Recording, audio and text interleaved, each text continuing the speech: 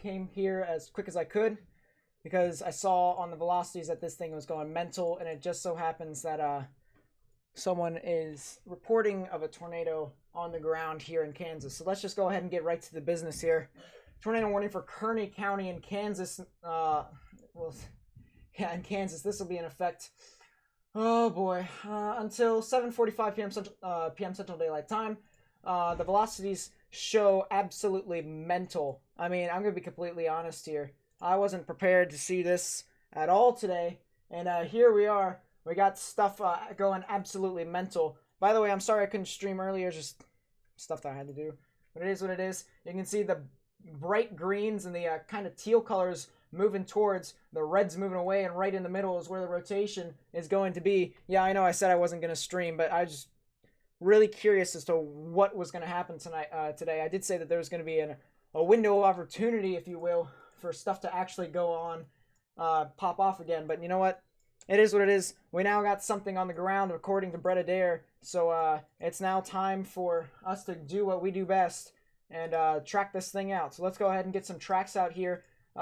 This will be eventually heading off just to the south of the Lakin area in about 45 minutes. So people within those areas need to go ahead and take their precautions. They're not in the tornado warning right now, but according to Brett Adair, which is one of the most popular storm chasers, this is on the ground, and it does have a really nice mesocyclone according to pictures. So it's definitely one of those things where people need to go ahead and take their precautions. It doesn't say for themselves if this thing is on the ground right now, but it's just one of those things where you need to just continue to, heed our warnings. I'm going to try and get IEM bot for all of us.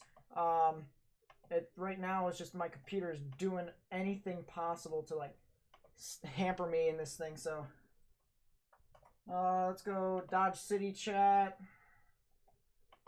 We're going to enable alerts. We got all that going. So yeah, right now, tornado warning in Kearney County. You can see the visible hook on reflectivity. Justin, the weather boy, actually brought up a very valid point. I haven't checked the delta velocity yet, so I do want to check that.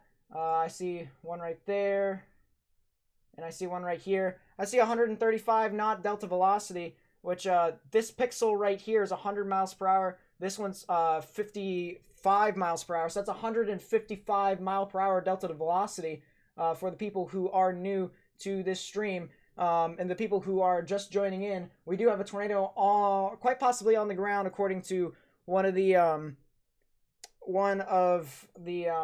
storm chasers out there. So it's one of those things where people need to go ahead and take their precautions. Granted, nothing's really in the path of this thing right now. It'll eventually move off into the Lakin area in about 45 minutes. So people really need to go ahead and take their precautions when it comes to this storm, because this thing definitely can produce a very strong tornado, in my honest opinion. As I said, I was going to stream earlier, but I didn't really have enough time to. I was kind of pressed for a little bit. So it's one of those things where you need to just go ahead and heed the warnings whenever whenever one gets issued by the National Weather Service, or even just watches in general from the Storm Prediction Center. You need to continue to monitor those. Give me a second as I take a look and see. All right, we can get Goodland on here. Goodland's NWS chat. We got that going on for us. So yep, now we got this on. As I said, this is in Kansas. This is for Kearney County, and that'll be in effect until 7:45 p.m. Central Daylight Time. If you guys are new, or you guys know people who are in this general vicinity, just to the west of Garden City, please go ahead and refer this stream to them, or just let them know that there's a pending danger heading their way. There is some velocities that are now ranging quite high, in my honest opinion. This is going to be really interesting. I'm seeing velocity at 90 miles per hour, and then 54 or 55 again. So that's 140 mile per hour delta velocity right there, chat. I'm excluding these velocities back here due to the fact that they aren't precisely inside the hook, but still one of those things where classic supercell signature in here. One of those things where, as I continue to tell people about these upcoming days, I've had in previous streams to where I tell people, last night was going to be a thing. Mainly a wind risk, but it's going to be a thing. Today, wind risk. Said today was going to be increasing to 5% chance of tornadoes. right there for you. Here's the 5% chance for tornadoes according to the Storm Prediction Center. I can actually pull that up for you guys right now. They also increased, as I said, that they would for tomorrow, but we'll get to that in a bit. 5% chance, Kansas and Oklahoma. That'll be southwestern parts of Kansas, western panhandle of Oklahoma, as well as 2% chance for parts of North Carolina and the Texarkana area. So people over there need to also take into account that there are the possibility of some tornadoes within those areas as well. The wind risk, pretty localized to Kansas, northern panhandle of Texas, and Oklahoma around the western panhandle area, as well as a little area near Lubbock and Midland, Odessa. So people over there need to also take into account that they're in for a round 2 of some severe storms because they had some large hail events last night. However, the large hail does not seem to be down in Midland and Lubbock today. It does seem that it's going to be localized over that 5% area of tornadoes located in southwestern Kansas and the western panhandle of Oklahoma. So we'll get back into here. Still, tornado warning continues until 7:45 p.m. Central Daylight Time. Still, reflectivity shows a nice little hook, in my opinion, with a mesosignature according to GR2, and I kind of agree. Granted, the velocities are kind of obscured a little bit. You can still see the greens are moving towards the radar. The reds and oranges are moving away, and right in the middle is where the rotation would be. If I were to go a tilt higher, some of the velocities are still obscured. I believe this is an abnormality, but I do believe that these greens are legit and these oranges are legit, and the velocities this high, which by the way is 9,000 feet up in the sky, you've got 72 outbound and around 68 inbound. So definitely one of those things where not out of the clear. I do believe that this thing, due to the fact that it is quite out and discrete, even though there is a bunch of different cells that have kind of merged with it, this is an embedded supercell within a line moving off to the north and east. So people over there, as I said, near Lincoln, we'll go ahead and say US 50 as well. And I didn't mention State Route 25. If you know anyone over there, feel free to tell them that there's going to be some sort of tornadic activity heading their way. And according to one of the storm chasers, this was apparently on the ground. So people need to go ahead, still take their precautions. Wherever you are, just make sure that you are aware that weather is coming your way. And if you actually do live within this polygon, this tornado warning, you need to go ahead and take your precautions. Get underground or get into the lowest innermost part of your building, particularly a closet or a bathroom with no windows, so you can put as many walls between yourself and the tornado as possible. As I said, it'll be to the south of Lincoln in about 45 minutes. So timing there for anyone who knows the area geographically. It'll be just to the south of that in about 45 minutes. Back to the velocity scans we go. We can still see that it's kind of obscured. I actually do want to take a look at the spectrum width, and it does indeed seem as if there's a massive lowering effect happening within the actual supercell. I wouldn't be surprised if the mesocyclone ranges. Actually, you know what? Let's go ahead and take a let's go ahead and measure how large the possible mesocyclone would be. This would be about 6 miles in diameter. So a massively rotating wall cloud and about 6 miles in diameter. So one of those things where it doesn't really do justice based off of the radar that this is definitely going to be doing its own thing. It is definitely churning, grinding down into parts of Kansas, and it will definitely continue to move on through. We've also have reports of hail the size of eggs, which is 2-inch size hail. So definitely one of those things. And the tornado warning still continues for Kearney County. You can also get hail up to the size of 2 3/4. So one of those things where you need to continue to take your precautions. I'm having people ask me to take a 3D, and I don't think that's actually a bad idea, except for the fact that we are relatively high in the storm, about 7,000 feet in the sky. But you know what? We might as well go ahead and take a look for ourselves. We can see a nice updraft here. You can't really see the updraft. It's a bit invisible, but you can see how these storms kind of just are a bit more diagonal. That's the updraft holding everything up. And then as soon as everything kind of just gets closer, starts dumping everything down. So you can see classic anvil characteristics along here. If I were to quickly change the isosurface here, take a look and see. There's the downdraft, people. The downdraft is quite intense, and there's the inflow notch right there. You can see this kind of hole within the side of the downdraft to where it's susceptible to inflow moving into the actual mesocyclone. So this thing is continuing to gather as much energy as possible, and I wouldn't be surprised if it continued to sustain itself for quite some time. Let's go take a look at the normalized rotation, and if you can take a look here, all of this is rotating. All of this is moving up and into the storm. Quite rapid rotation with a normalized rotation of over 1.5 in some spots, maybe even 2 if it continues to get relatively intense. I do want to take a look at the isosurface just to see if there's anything that gets up that high, and it does seem as if it is pretty localized to just the one area. So really interesting though. It doesn't seem to be all too strong at the moment, but that does not mean that it could change within any it could change to be even stronger than it is right now. So definitely one of those things where people need to still go ahead and take their precautions. The storm has a history of producing a tornado, according to one storm chaser. Yep, Brett Adair is the one that's on that one. He's the one that's saying that this is quite possibly on the ground right now. So people need to just still continue to heed our warnings as this continues to move out. Just look at the reflectivity, because it seems as if that has updated.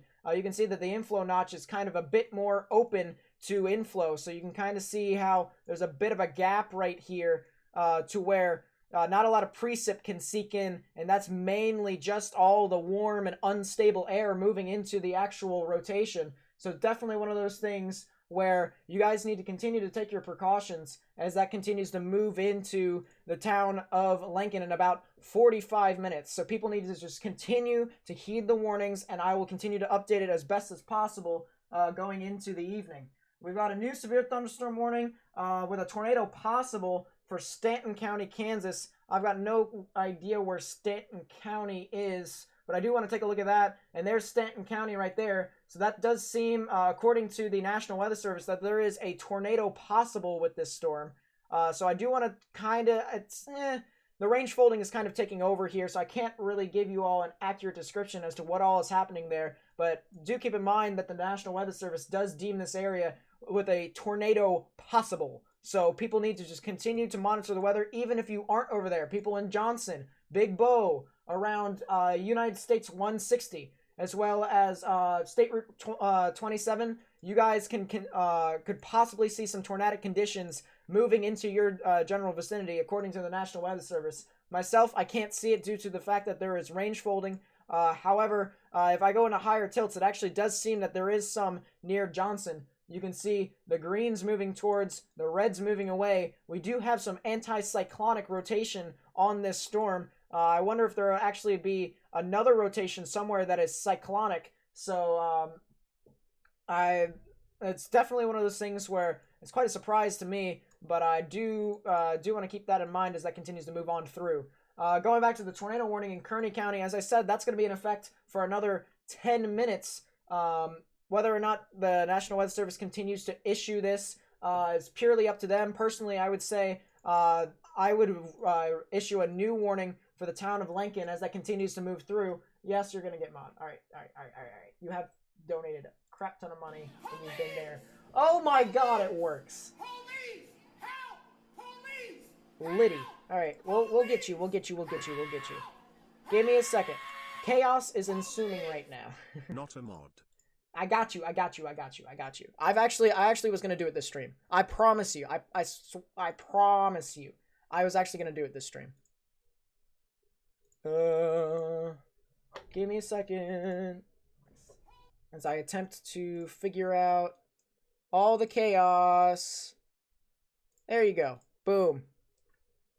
I still gotta figure out my headset for all this. Sheesh.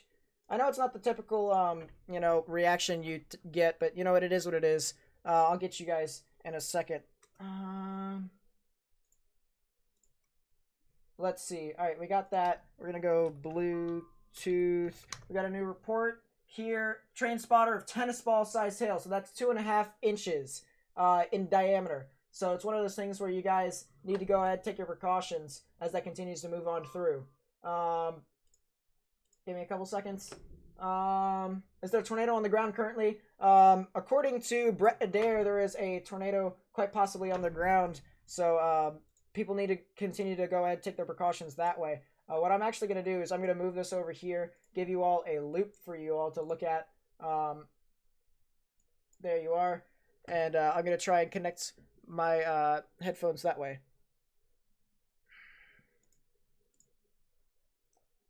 Let's see. So, yep. There we go. So now we have the headphones up and running right now. So there we are.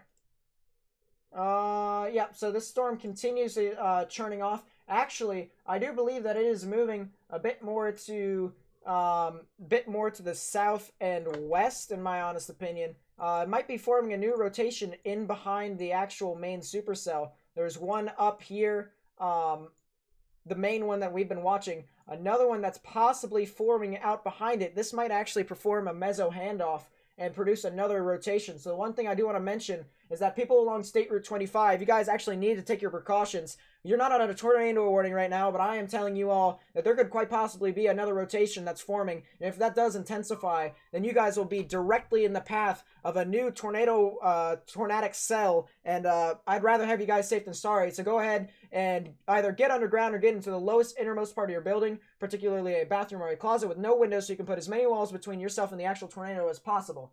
The tornado warning has now expired for Kearney County. However, there is still some general rotation on that. I would not rule this thing out that they could possibly go tornado warned again. But I do want to just make sure that people know that this could quite possibly be still tornadic. As I said, this is in Kansas. This is in westernmost Kansas. It was for Kearney County that this was issued for, and it'll be now heading eventually into the town of Lincoln. It'll be crossing over State Route 25, so people need to just continue to monitor the weather as that continues to move off into that general vicinity. I'm turning off my light now because I do seem to like the darkness a whole lot better, I'm going to be completely honest, but there's that much. I still have a lot of reports from storm chasers that I'm in contact to, not AJ, but they're saying that there could quite possibly be tornado still on the ground. Adair says that there isn't right now, but there is a lot of chasers here that are telling me this is a low base here, just a low hanging wall cloud that's rapidly rotating. So definitely just one of those things where it's going to continue to attempt to do as much as possible. The interesting thing here actually is that you have the cyclonic rotation and then you have the anticyclonic rotation. You have the downdraft pushing through, and then whenever it just kind of spurts out in different directions, you have that both those rotations here right now. So you have the one that's anticyclonic and you have the one that is cyclonic. And those two will consistently battle out for the energy that is available to it. There's a really nice... I just got a new look from the storm chasers saying, I don't know which one this is, but that's a massive either rear flank downdraft or a funnel that actually is breaching the ground and creating a debris cloud. Good news is that this is in a rural areas, so people over there still need to continue to take their precautions. I don't know who this is from, but I'm getting a lot of pictures on my from a reliable source who is supplying me a lot of data about storm chasers right now, and it's really interesting to take a look at what all he's feeding into my Discord server. It does seem as if things have kind of relaxed a little bit. Tension is kind of just, seeded a bit more. There's a couple storm chasers out there. Brett Adair is one of them. Another one is... Oof. Oh, that one's interesting. Here, this is what I'm looking at right now, chat. This picture right here that I got, you can definitely see some sort of lowering right here within the cloud, possibly a funnel from the cloud base, and you can kind of see how the debris, this is definitely a rear flank downdraft, but I wonder if this right here is a little debris cloud that's being spewed up by an actual funnel. So that's really interesting to take a look at and to ponder as that continues to move on through the night. So as I said, 5% chance for tornadoes down in that area. As it continues to move on through, you can definitely continue to expect stuff like that, stuff like this. And actually, take a look at this. The new reflectivity scan shows a better hook and a more unimpeded inflow notch for more tornadic potential. So that's going to be one thing that's going to be really interesting as that continues to move on through.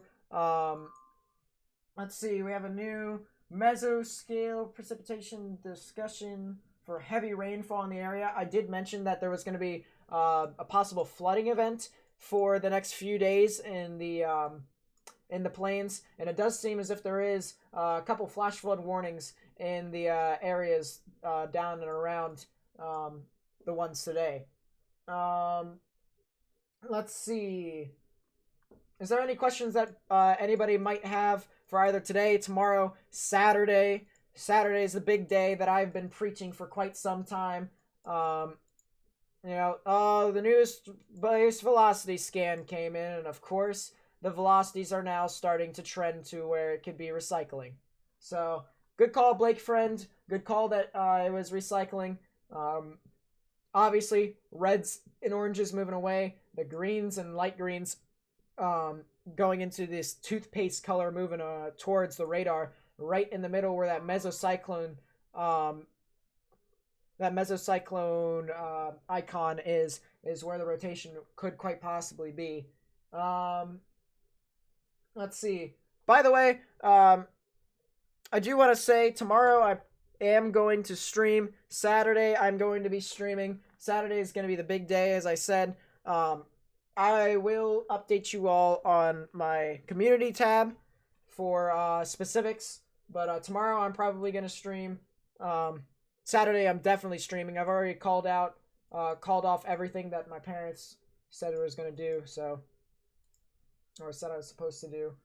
I love to tell my parents in advance because they love to tell me within like a minute of it actually happening what to do. And so I'm like, I'm going to tell you in advance. What about tomorrow's big 5% risk? I did mention that there was going to be a 5% risk tomorrow on last night's stream in my final thoughts. And as we go into day 2, there's the 5% risk. I do want to mention, I said Tulsa would be in the area. It says Tulsa is in the 2% risk. But I do want to mention, and I'm going to turn on the population, there is Tulsa right there, and it's basically on the border of the 2% to 5% risk. So I said anywhere from Tulsa down to south, that would be an area of 5% risk for tornadoes, and I do believe that will continue to sustain as that continues to move on into tomorrow. I do believe it'll just be a 5% risk. However, I may need to take a look at the models again. I haven't seen a whole lot of improvement. However, take a look at this hook, chat. It's still there and it's still churning. Unimpeded inflow notch going into the actual storm. Definitely a classic supercell within the line. I'm going to take a 3D off of this to show you all what exactly is happening. It does seem as if, according to 3D, the inflow notch has kind of tanked a little bit. It's became a bit more occluded with a lot of rain, and so the inflow has kind of died out a bit. I will say this was from 5 minutes ago. No, not 5. 8 minutes ago. This is from 8 minutes ago. So the 3D is from 8 minutes ago, and it showed an occluded inflow notch. However, right now it does seem as if the inflow notch has kind of gotten a bit more well-defined, in my honest opinion. So let's go ahead and take a look at the anvil characteristics. You can kind of see how the updraft functions, and definitely a nice little updraft for all to see. And you guys can still see that the inflow notch is still prevalent, even with these low DBZ signatures. So definitely one of those things that is going to be really interesting as that continues to move on through the night. Any chance to see severe weather in Wisconsin in the next few days? Yep, Sunday is going to be the day for you guys to see some severe weather in Wisconsin. Wisconsin, Iowa, Illinois, Missouri, Kansas, Oklahoma, down into Texas, maybe even Arkansas. You guys are going to be seeing stuff. It's going to be an entire line that's going to be marching through around those areas. So definitely one of those things where you guys are going to continue to monitor the weather as that continues to get closer and closer to you all. Let's take a look at the lit volume. You can kind of see how the rotation's kind of fizzed out a bit. Nothing really too interesting according to 8 minutes ago, but one of those things where you're going to want to continue to monitor the weather. You didn't miss anything, KG. You're fine. Any specific reports of damage yet? Luckily, there has not been for tornadoes. I do want to say that because it is over a rural area, mainly desolate, there wasn't really particularly anything to have damage over. So it's one of those things where it's good to have not a lot of stuff over there. The bad rotation with the latest scan, oh boy. It's kind of broad. I do want to say, obviously green's moving towards, red's moving away, but I mean, it's a lot of occlusion right down the center. I wonder if, yeah, there's not a lot of spectrum width around that area, so it's a bit more centered around the areas that are stronger. I'm getting reports. People are saying there's a new tornado warning. I don't see this on IEM bot yet, but there could quite possibly be. Yep, now I'm starting to see that more people are saying tornado warning. I don't see this on IEM bot yet. I will say that. I'm going to refresh the page and take a look for myself. Yeah, nothing yet. I'm assuming that there could quite possibly be a new tornado warning within those areas, but for now, it does seem to have tornado possible. You can kind of see how on reflectivity, the hook kind of wraps around a bit more, the inflow notches being a bit more unimpeded.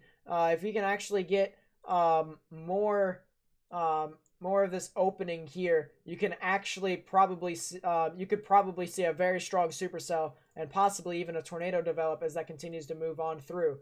This has now, instead of moving off to the south and to the north and west, it has moved more to the west. Well, not the north and west, the north and east. It has moved a bit more to the east. So it's still not impacting any large areas. The good news about that, it's mainly localized to the north.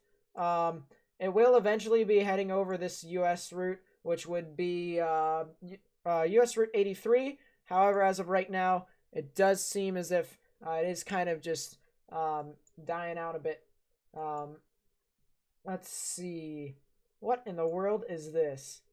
Someone was looking at Moscow. This cell down here, according to my Discord server, is another one to watch. Definitely one of those things where I would continue to watch it. You can see really rapid greens moving towards, really rapid reds and oranges moving away. Right in the middle is where the rotation would be. Someone was saying that this could possibly go warned. I wonder if there's actually a tornado possible on this, and there is indeed a tornado possible. So this severe thunderstorm warning for, let's take a look and see, Seward, Grant, Stevens, and Haskell County. That'll be in effect until 8:15 p.m. Central Daylight Time. People around there, I believe, need to go ahead, still take their precautions. This is the southernmost cell, so one of those things where all the energy is going to be heading off into those areas, and you can expect to see these discrete supercells to continue to move out and possibly continue to get stronger, and even maybe even produce a tornado. But still, just taking it off of face value as to what all I have. Nothing really too much that I can tell when it comes to organization. But still one of those things where classic hook on reflectivity. If it wraps around a bit more near the town of Moscow, you can definitely see something. So US 56, if you know anyone from there, from Moscow down to up to the north and east near Satanta, I should say, not Satana, Satanta. You guys need to continue to go ahead. I'd say monitor the weather and take your precautions quite possibly, because that could continue to grow into cells that could be relatively strong. I do want to mention that ecotops are over 51,000 feet on this storm near Moscow, and it does seem to be choking out the other cell out in front of it. So this seems to be the more dominant cell that's taking over all the energy near Moscow. This cell back up here, just to the south of Lincoln, still seems to have broad rotation, but nothing too organized with velocities coming into the actual... oh, there it is. There's the less occlusion. There's more of a definition, if you will. Still some residual blandness from it recycling. It was pretty broad. Now it seems to be attempting to tighten up a bit more. You can see right around here where the brighter greens and the brighter reds touch. So right around there is an area to watch. As I take a look at the spectrum width, right around those areas is where the rotation would actually touch. If you remember the so-so tornado that I was covering, I don't have the stream because I lost it, but if you remember, it had that kind of elongated spectrum width prior to it producing a tornado, and it indeed has this on this storm as well. So it could quite possibly produce within the next 5 to 10 minutes. It just needs to get its act together if it really wanted to, but it's got an unimpeded inflow notch. I wouldn't be surprised if it actually attempts to continue to strengthen as that moves off to the east. Nothing on the correlation coefficient, but you could still see some stuff as that continues to move on through. Really interesting as that continues to move off to the east. Let's go back to the storm down to the south near Moscow. As I take a look at the new velocities, I mean, that just speaks for itself. There's a bit of de-aliasing over here to the side, but you can see the brighter oranges moving away, the blues moving towards. The blues actually are at 86 miles per hour. The new color table that I have, which I believe will actually help a bit more. Maybe if I got more colors on the red, you guys would be able to differentiate between the actual velocities a whole lot better. But the inbound velocities are a whole lot better, so you can kind of see how it goes bright green to blues, and blues are typically above 80 miles per hour. So right around there is where the rotation could possibly be. It's paralleling US 56 as we speak right now, and this could quite possibly go on the ground if this continues to intensify. I do want to mention that the cell out in front of it is weakening. The cell that is near Moscow seems to be the dominant one. It does have this classic bird wings characteristic, chat. I do want to mention that. A typical supercell that could recycle all the way through and be a bit long-lived if this supercell out in front of it dies off completely and all the energy just continues to filter into this new supercell that is developed out behind it. So one of those things where you guys need to continue to pay attention if you're along State Route 56, and even the counterparts around State Route 56 and the specific towns and the specific state routes.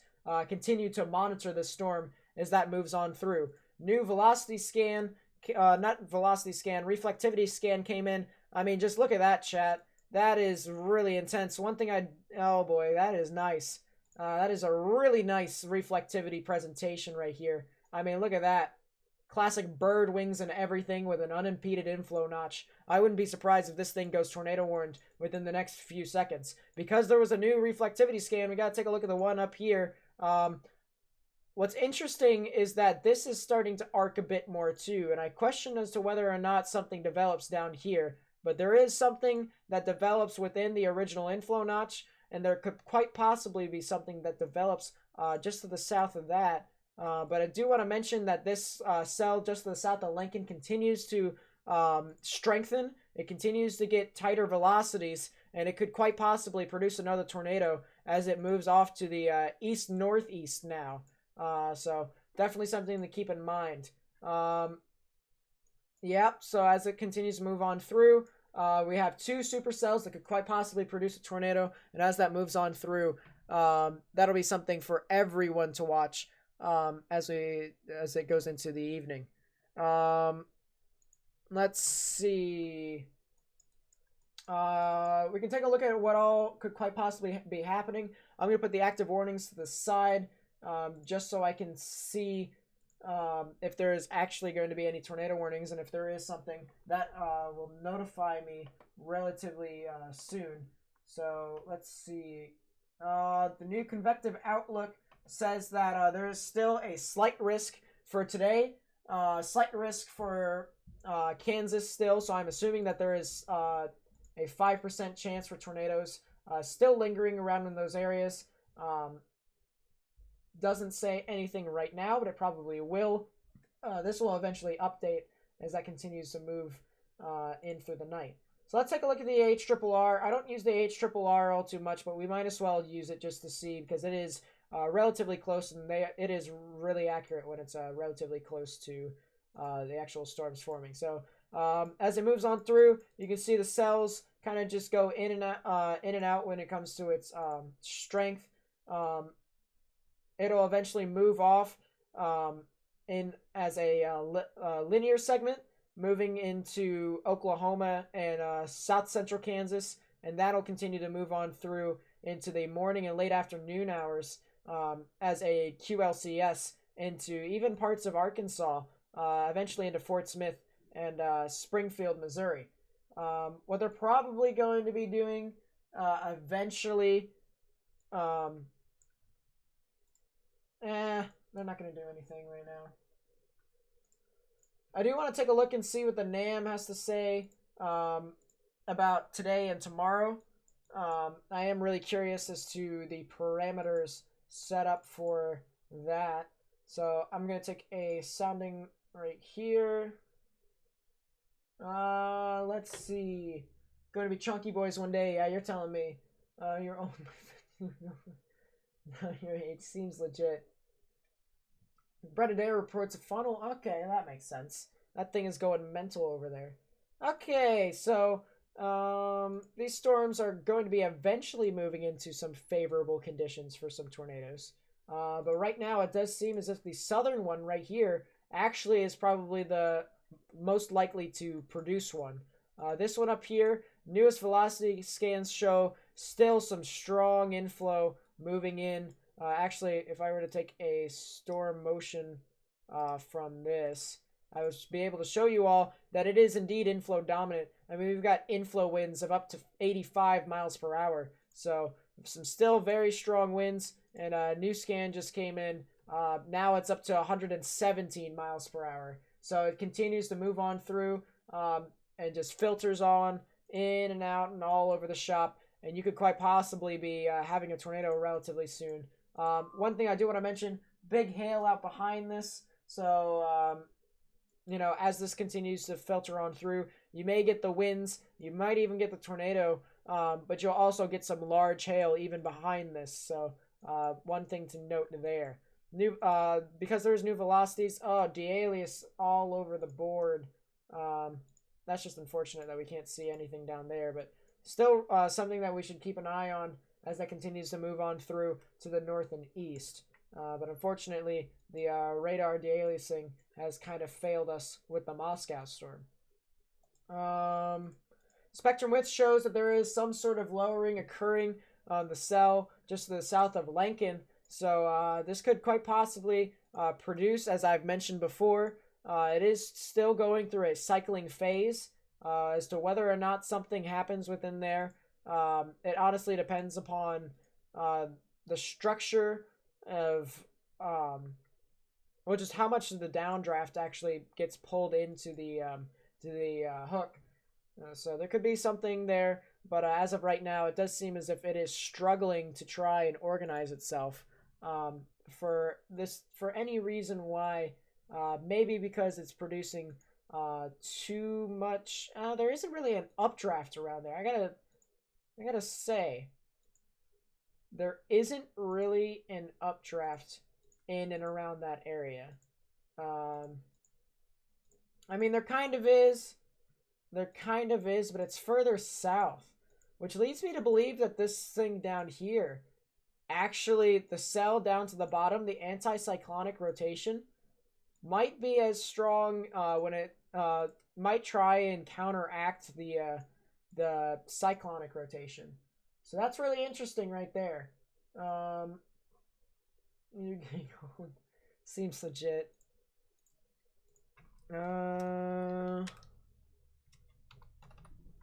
Let's take a look for ourselves. I do want to see something. Okay. Yeah, so as that continues to move on through, it'll be pretty interesting to see what all happens there. I want to see a 3D of this cell down here. This storm trying to go El Reno status. The one up there is having a difficult time trying to do anything in general. Mainly because of the downdraft it has. But look at this storm, chat. Look at the inflow on this thing. I mean, that's just crazy. It's just absolutely sucking in every single bit of energy that it can get. If I take a look at the rotation going up, you can kind of see there is something. It's not too organized, and it's not getting closer to the surface at this moment. But there could be something that tries to develop within that area, and we may not be seeing the whole picture down in Moscow right now. So that storm's going to be really interesting to look at. This thing down over here, just to the south of Lincoln, this is going to be still pretty interesting. I don't see any rotation right now. It is just absolutely befuddling itself. You can kind of see how the hook is starting to occlude itself a bit more of a sharper turn when it comes to the hook, and the inflow is starting to get choked out a bit due to all the downdraft that is there. So that's really interesting to take a look at. There's a new severe thunderstorm warning with a tornado possible for Grant and Kearney. That'll be effective until 8:15 p.m. Central Daylight Time. So that's something that people should take notice, that there is these storms still there.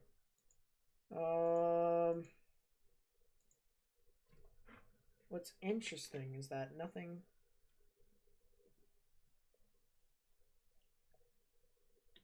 too interesting is right around there. 2-inch hail reported. Yep, indeed. There's even 2.5-inch size hail from the other storm that actually died out near the Moscow storm. So actually two reports of 2.5-inch size hail. So pretty interesting over there. Let's see. Let's go Lubbock. We got Lubbock there. Let's see. Does remind me that the Storm Protection Center did issue a new... Okay, there it is. Very small marginal risk for southern Arkansas with a 2% chance of tornadoes, but still 5% chance of tornadoes over there. Really interesting to look at as that continues to move on through. Wall cloud apparently in Lakin or Lakin, either or. So that's pretty interesting to note as that continues to move on through. I will continue to have my eyes on that cell. But as of right now, these are the two priorities. The cell just to the north of Moscow, paralleling US 56, and the other one to the north of that, just to the south of Lakin or Lakin. So definitely one of those things where you guys need to continue to take your precautions. There we go. We got Lubbock, San Angelo. We'll get that on there as well. It does seem as if stuff is kind of dying out a little bit more when it comes to rotation-wise, but the threat of tornadoes will continue to move on through into the night. This thing just kind of collapsed on itself, I'm going to be completely honest. Still has general rotation, but it is high precipitation to the maximum. So it is just definitely doing its own thing. Still don't really see an updraft on this thing. I'm going to be completely honest. I see one in the south, which is kind of interesting now that this thing is developing an updraft. But, yeah, that's continuing to move on through. And that'll be really interesting. Gibbon, what's up? Take a 3D on the Moscow storm. Yeah, I will indeed take a 3D on this. SPC has Saturday, mainly hail and wind. Will there be a 5% chance for tornadoes? There'll be a 5% chance with no doubt. I believe there might even be a 10% chance for tornadoes on there. So, definitely one of those things where it's going to be pretty interesting to look at as that continues to move on through. Somebody asked for a 3D on the Moscow storm. There it is. Inflow notch still absolutely prevalent. Something to continue to keep an eye on. Whether or not this actually goes tornadic is the real question. But still something that is really interesting as I continue to look on through. I actually want to fiddle around with the ISO surface a little bit. Show you all the updraft characteristics. Take a look at that. Anvil and a half. With the updraft here, you can see how the imaginary updraft holds up all the precipitation. The downdraft kind of just filters on through moves into the actual cell there. So pretty interesting to see. And the inflow notch is quite open for that area to get unimpeded, unstable air. So definitely one of those things where this storm still is doing something, but as of right now, it's kind of pretty far away from the radar for us to tell what exactly is happening here. I smell popcorn for whatever reason. I think it may be my family making some microwave popcorn downstairs. Let's see. Yep, so as that continues to move on through, that'll be pretty interesting. New mesoscale discussion in the Texas system. Interesting. So I do want to take a look at that. Mesoscale discussion to tell us what all is happening here. Sup, Skylar? Siler, I should say. Jeez. Absolutely mental. Severe threat. Large hail, strong winds remains possible with stronger storms. I don't even know what some of these symbols are, in my honest opinion. A couple clusters, stronger storms develop across portions. Recent reports severe hail. Radar trends suggest severe weather will likely remain for the next few hours. So it looks like we're here for quite some time, boys and girls. It looks like I got here just in time. I may have missed a tornado warning or two prior, but today is just meh. Today was not supposed to be as big as tomorrow. Actually, it's probably as big as tomorrow, but it's not going to be as big as Saturday. I'm telling you all, Saturday is going to be the day. I expect all of you to come out to that stream, because that will be a day that everyone will be entertained, except for the people who are actually there, in which I will continue to cover and give you live analysis. But for the people who are not being impeded, that day is going to be a good day for you to watch my stream. You guys will be able to see me in action, quite similar to how the other large-scale events were in the other, big ones. So we'll see. But Saturday is the day where I believe you guys will enjoy my content the most. As I said, big severe day on Saturday, even for tornadoes. I had a bold prediction a week and a half ago. Nobody else knew that Saturday was going to happen besides myself. So I was saying bold prediction of 5% chance of tornadoes on that day. And there could, it's still kind of there. Actually, it's still there. There's only one model that's kind of moving it out for a bit. But now it's kind of, even that model is now agreeing with me. And so we could possibly see a 10% chance for tornadoes issued by the Storm Prediction Center. So keep in mind as that continues to move on through, it'll be really interesting. I'll get the room tour later. Room tour is fine. We'll organize that day another time. The velocities have kind of died out a bit in Moscow. I'm not gonna lie. It seems as if it just decided to get some sort of downdrafting material, leading to some convergence. What time around Saturday Central? I'll probably be streaming right around 4 Central. I'm gonna be completely honest. Maybe 4, maybe 5. The severe event will probably happen right around 7, maybe a little bit earlier, but that's right around in there. Right around in there. You see my friend invite. I'll get to Steam eventually. I'll get to Steam there. Let's get a GoFundMe. I've got a donation button, but I tell people not to donate me. Moderate, likely based off of current models. If there wasn't that model that was saying what it did, there probably could possibly be a moderate. But as it is a bit too far out right now, it is on day. We are 2 and some days away from it. So definitely one of those things where you guys are going to have to pay attention. But the NAM3K actually says something on this event. And it's finally here. So here is Saturday. And boom, cells start to form across the board. Literally just cells are just everywhere. It's doing its own thing. There's possible hazard type for tornadoes right here. Hodograph is quite nice. Cape is unimpeded. The dews are actually kind of high. The helicity's pretty nice. The shear is okay. It's okay.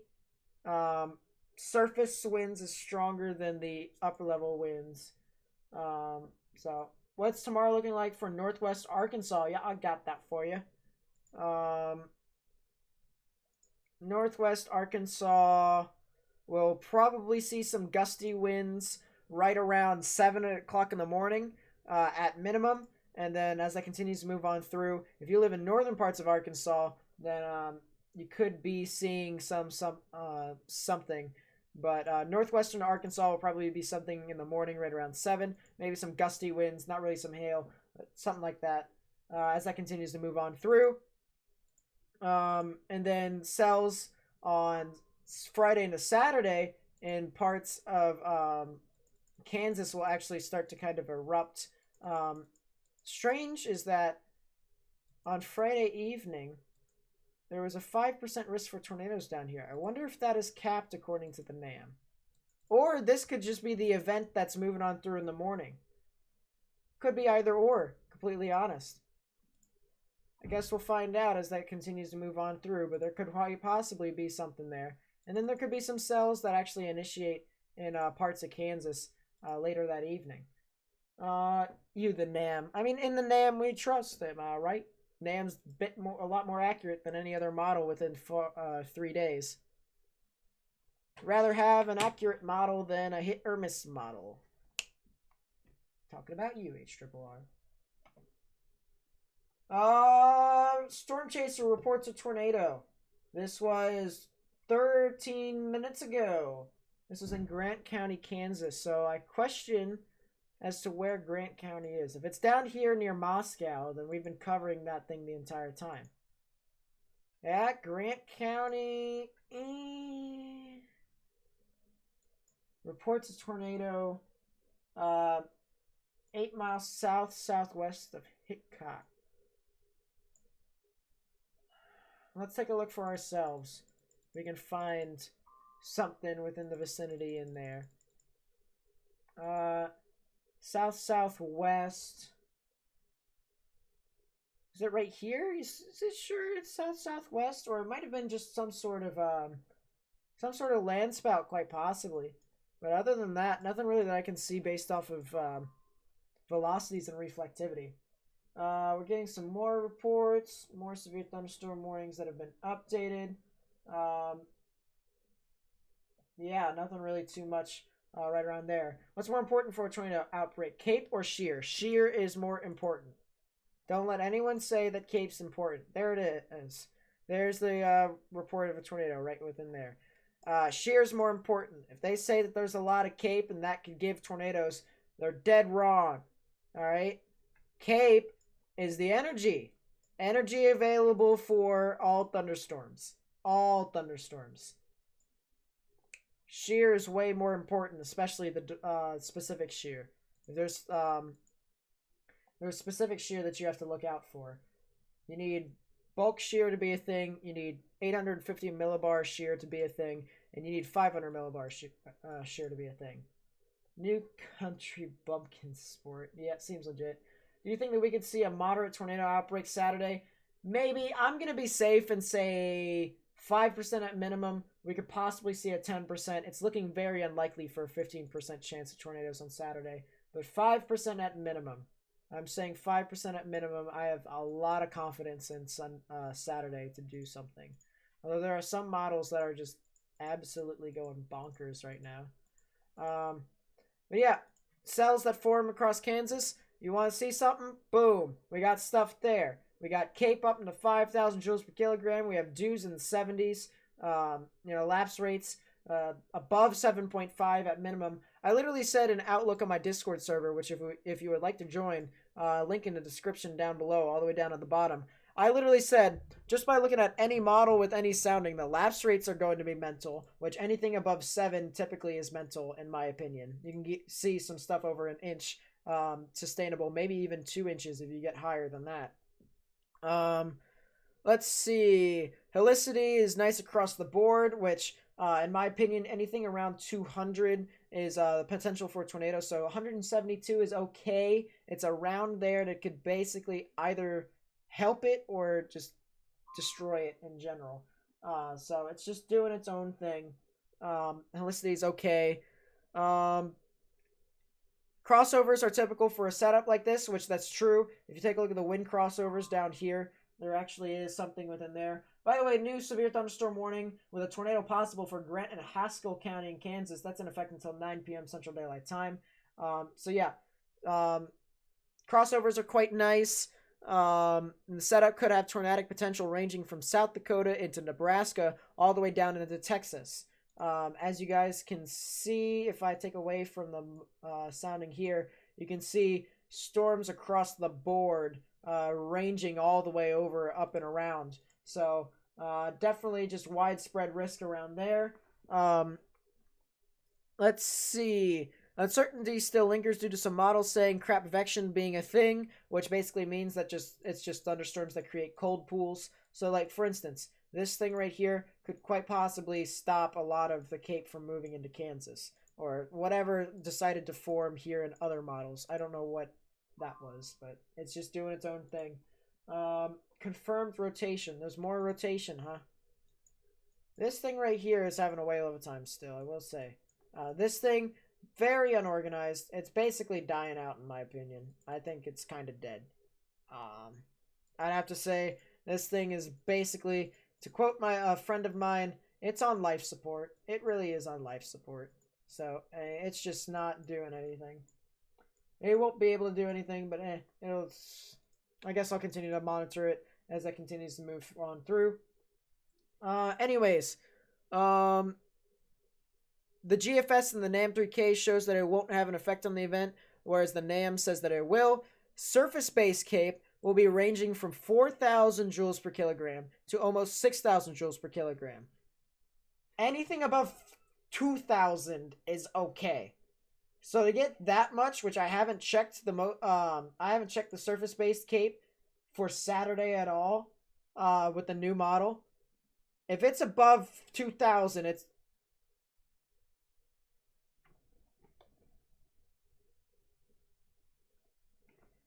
it's not only above 2,000, it's above 6,000.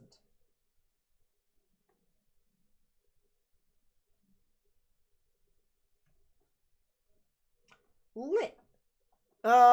With dews from mid to upper 60s and 3 Cape in the 150s, give or take. Storm motion will be around 25 to 30 miles per hour, meaning these boys will be moving kind of slow. The issue that we have here is how much forcing will it take for the thunderstorm to initiate, for thunderstorm initiation to occur in Nebraska and Kansas due to some capping inversion around 850 millibars, which is true.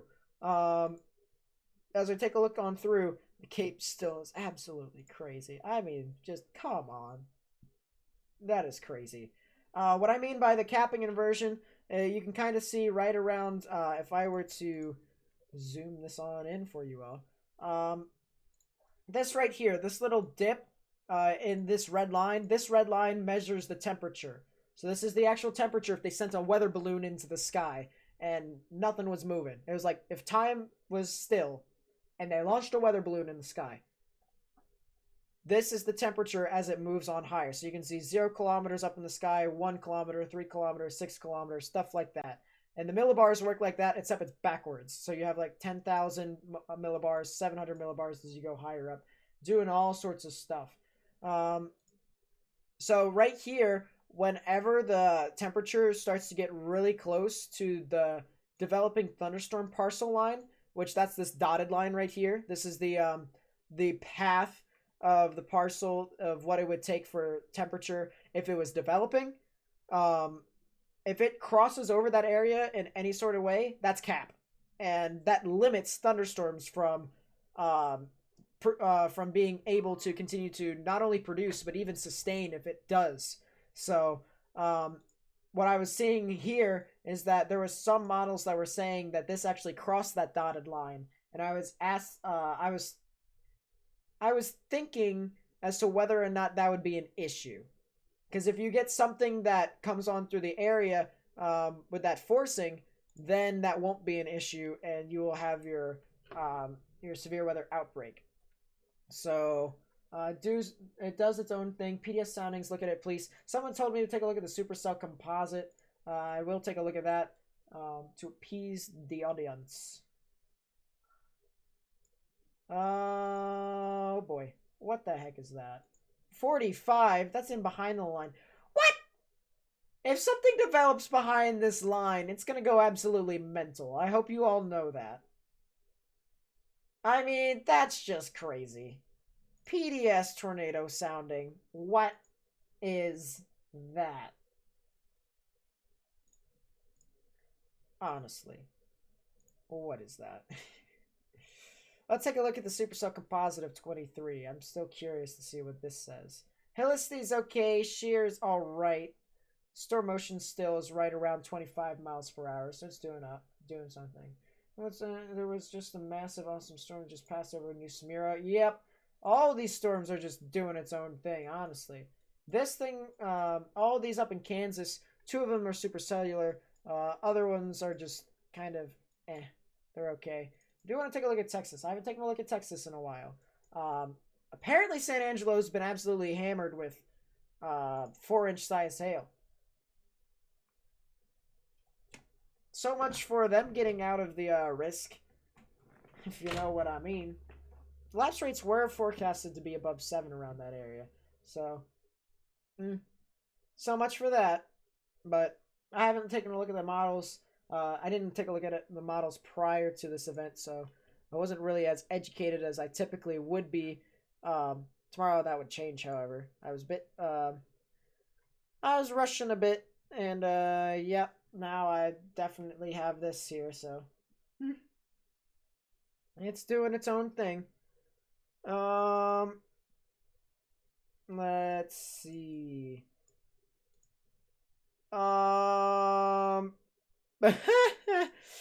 Yeah, people are now starting to realize in my server, my Discord server, which, as I said, if you want to join, link in the description down below, all the way down at the bottom. We have great fun here. We go into voice chat, so we talk about the weather. We don't even talk about the weather all the time. We talk about just any stuff that comes across our mind. We even listen to music. We have a bot that plays music, which after the stream, I'll be going in there and playing, for the people who are in my server, One More Time by Daft Punk. That's a tradition for myself. So yeah, new severe thunderstorm. Well, actually, no, not a new severe thunderstorm warning. Severe thunderstorm warning for Grant and Stanton continues. Still tornado possible on that one. This cell right here continues to just be absolutely mental. ZDR just does its own thing, and that continues to push on through. So definitely a thing where people over there need to go ahead, take their precautions. Let's see. A few PDS soundings. I'll take a look at those. They have to be out in front of the actual storms. I have to say that.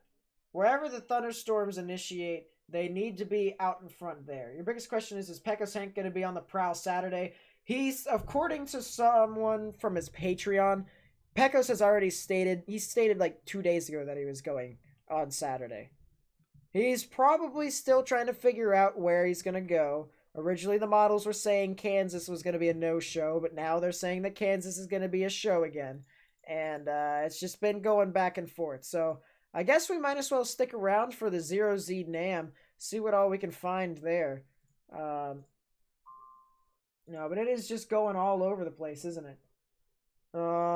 That's contamination. Lit. Yeah, there's a marginal tornado risk around there, so that's okay for the storms that develop around behind it. But what about these cells right here? These discrete cells that form, yep, tornado risk across the board. And I actually want to take a look at Oklahoma myself. That seems as if there's a lot of capping inversion around there. So I'm really interested to see what all happens there. According to this, it's just severe. I want to take a look at the dew points. I want to take a look at the dew points for that. You think we can see an enhanced risk for, or a gasping moderate risk tonight? No, I do not believe that we are going to see anything else tonight when it comes to significant crap. or let alone a moderate. We might see no, we won't see an enhanced. They've already issued a slight risk for tonight, 27 minutes ago, and they don't update until, let's see, it'll be 10, so they don't update until 4 hours from, well, 4.5 hours from now. So they'll keep it as a slight, unless if they do an emergency thing, but they would have changed it to enhanced by now. So nothing really too big, right around there. Let's see. Let's continue to take a look. I'll bring the warnings back over here. Take a look for ourselves. I just want to say, I'm not joking when I'm talking about Saturday. No one's been talking about Saturday, and I find it so strange.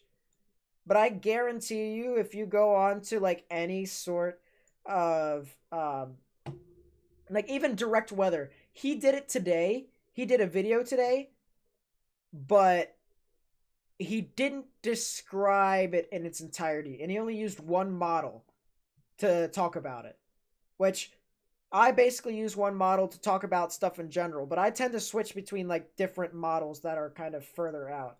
But I do want to mention that no one has talked about Saturday, and I find it not only extremely upsetting, but if I'm right, I don't know who came out to my stream a couple days ago or whatever and said that I don't do long range forecasts.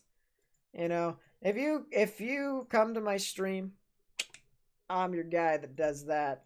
I just do it live. I'm not like the typical people that record, although I probably should do that soon.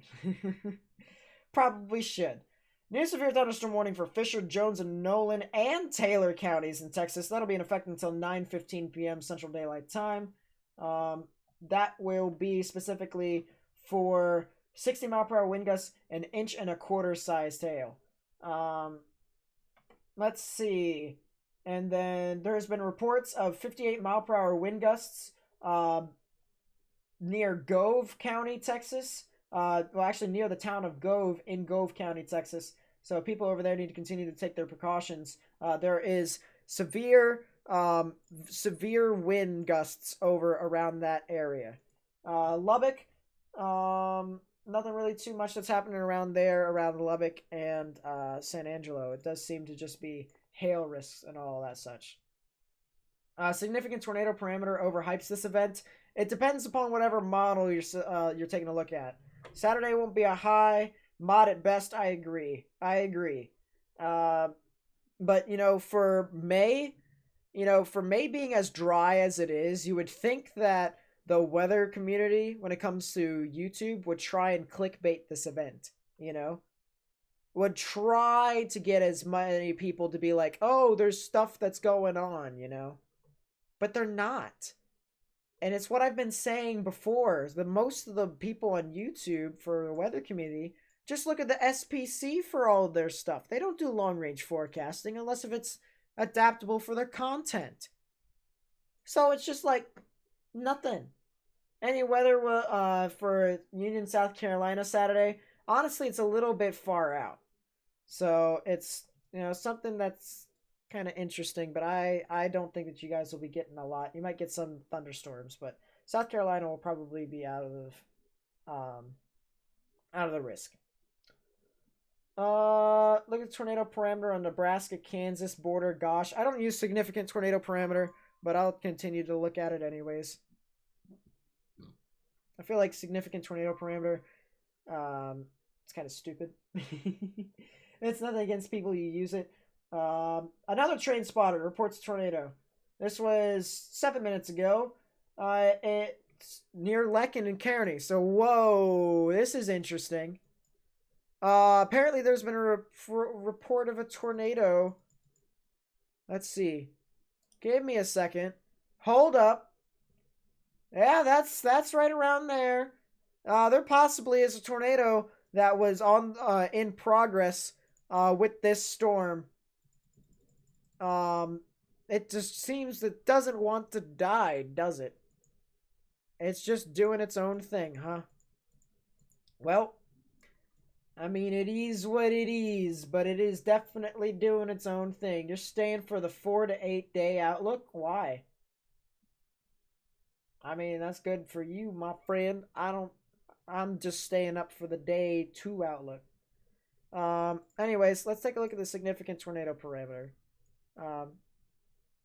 Oh my good lord, what the heck is that? What is that? Can somebody explain to me what this is? Yo, actually, what the heck is that? If that verifies, there could quite possibly be something happening around there. Ooh, what is this? The only reason why I use significant tornado parameter is so I can get soundings that are good. That's really it. Alright, that's the only reason why you should probably use significant tornado parameter. So that you can see if soundings are good or not. And this here kind of says that it's kind of interesting. Cape, as I said, is around 6,000 joules per kilogram, because why not? I have a clip of the tornado just now, if you can post it. Discord is pretty good. Tornado warning, there it is. It's new tornado warning. This is for Finney and Kearney County in Kansas. That'll be in effect until 9:15 p.m. Central Daylight Time. Weather spotters have confirmed this tornado, as I have mentioned before with the reports. So I'm telling you guys, I give you guys this information before anyone else does. Best live streamer on YouTube. I'm just kidding.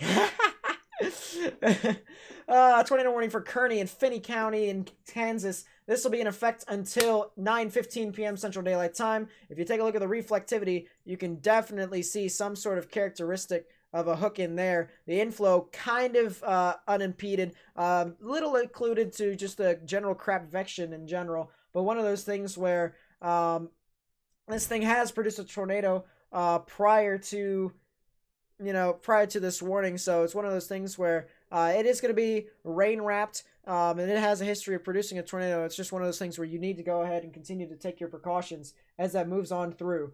So this will be, as I said, for Finney and Kearney County, and it'll eventually be heading off to the US 83 area. Let's go ahead and get some timings on this just for people who live around there. It'll be there in about 40 minutes. So people around there, you guys need to go ahead and take your precautions. Either get underground or get into the lowest innermost part of your building, particularly a bathroom or closet, with no windows so you can put as many walls between yourself and the actual tornado as possible. The Discord server's down in the description down below. So for anyone who wants to join, or KG Invest right there. I'm not sure if that's my Discord server, but boom, join it. One of those things where we have fun time over in the Discord server. We also talk about all sorts of stuff, and we even have people who are as knowledgeable as I am there too. So we can have a bunch of people asking questions, answering questions, all sorts of stuff for you all. But as I said, 40 minutes until it gets near US 83. You guys will definitely need to take your precautions as that continues to move on through. Spectrum width shows that it actually could quite possibly have had some sort of forcing. Definitely some sort of rain wrapping material right around there. There actually was a correlation coefficient drop with this, so that does support the fact that there was a possible tornado, or indeed a tornado on the ground. So one thing to keep in mind is that this is continuing to move on through. Let's see. Is that a PDS tornado warning? No, it is not. It probably wouldn't be PDS until it got closer to US 83 due to the fact that there is absolutely no one around that area. So definitely one of those things where you need to just still take your precautions as it continues to move on through. I do want to quickly take a look at this thing down here, see if it has done anything of interest from the Moscow storm. There has been reports of 2-inch size hail from it, but nothing really too much. What risk will Kansas City likely get for Saturday? Probably marginal to slight, maybe slight. Saturday it'll probably get a slight to maybe even enhanced, maybe. It's around that. It's risk across the board, maybe marginal to slight, something like that. So yeah, as it continues to move on through, definitely something interesting. I do want to point out that the velocities have increased. I'm going to just take a look at the storm relative velocities, take a look and see. It'll be pretty interesting. We got some velocities that are kind of equal to each other. So it's both equally inflow and outflow dominant. It's kind of at equilibrium. So it's really interesting. Let's see. I'm very surprised what today's storm risk was going to be. It shows that it was a bust. Today, here's the thing I have to say about 5% risks, all right? You can't really call that to be a bust, in my honest opinion. Anything that's 10% risks or higher, you can say the B word, the bust word. But 5% risks, nothing really. You can't really use that word if it's that low. Especially since, it's quite frequent that there is some stuff that doesn't really happen around there. But yeah, good rotation here just to the south and west of Garden City. Definitely one of those things where people need to continue to take their precautions as that moves off to the east. Let's see. What the heck? We've got someone live on Twitch. Tornado! Tornado! Yep, there's a tornado. There it is, chat. Look at that. Oh boy. That is indeed a tornado on the ground. That is indeed a tornado on the ground, chat. Look at that. Woof. Credit to the Ohio weather nut for this footage. That is indeed a tornado on the ground. Really interesting. I mean, look at that. That is a funnel, kind of a stovepipe and a half that is marching through just to the south and west of Garden City. So that is really, really interesting. One thing I do want to mention here with the tornado is it's now starting to turn a bit more diagonal. So it is kind of just dying out. It'll probably die out a bit if it doesn't turn vertical. It'll probably be more diagonal as it continues to move on through. I would go full screen, but it'll kind of just doing all that. Yep, so that was clipped. This was a clip of the Ohio weather nut that was live. We'll actually have his live stream here. He's actually starting to march out of the way of this, but definitely really interesting. I actually will probably give him a follow. Yep, the Ohio weather nut. I recommend that you all go follow him on Twitch. Definitely one of those things where it'll be pretty interesting. Oh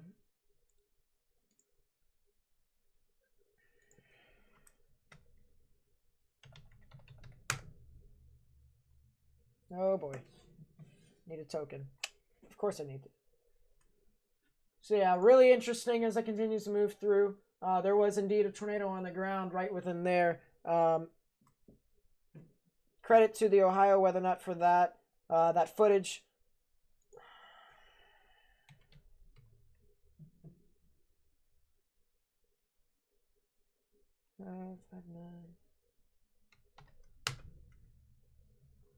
There we are. So yep, definitely give him a follow. This thing was definitely on the ground as a stovepipe. Really interesting as I continue to move on through. Watching some of the live streams from near Stanton, Kansas. This storm is beautiful. Crazy mothership. Yeah, it is definitely churning out and about around there. I definitely gotta say that much.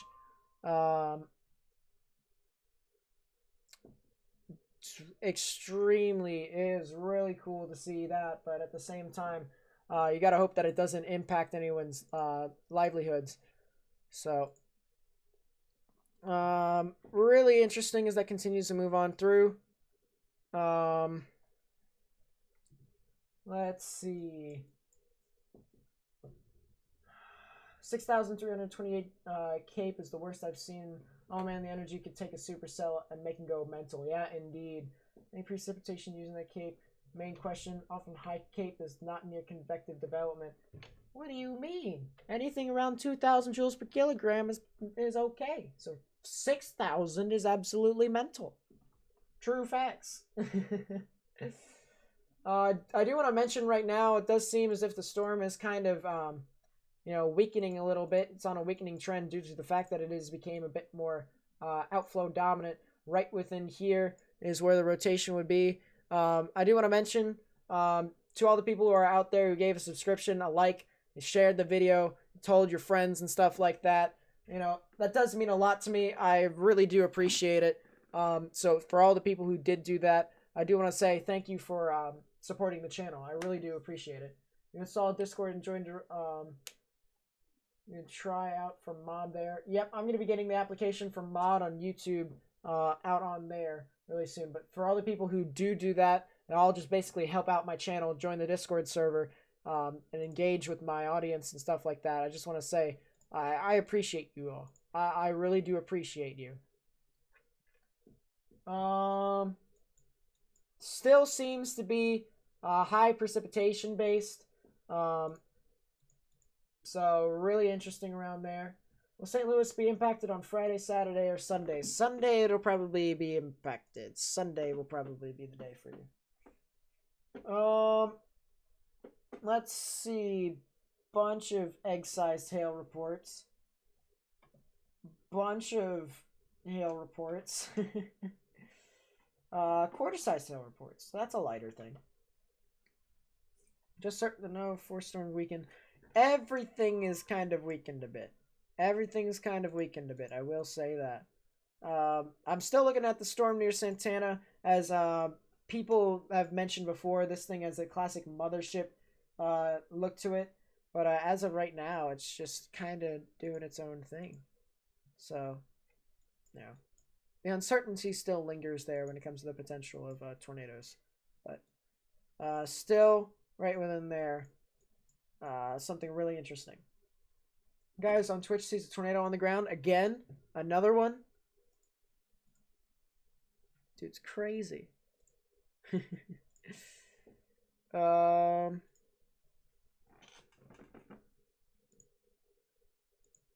he sees another one, that's even crazier. I'm looking at his live stream right now. It don't see anything of interest, in my honest opinion. But there could be something that moves around. Could be something that is really interesting.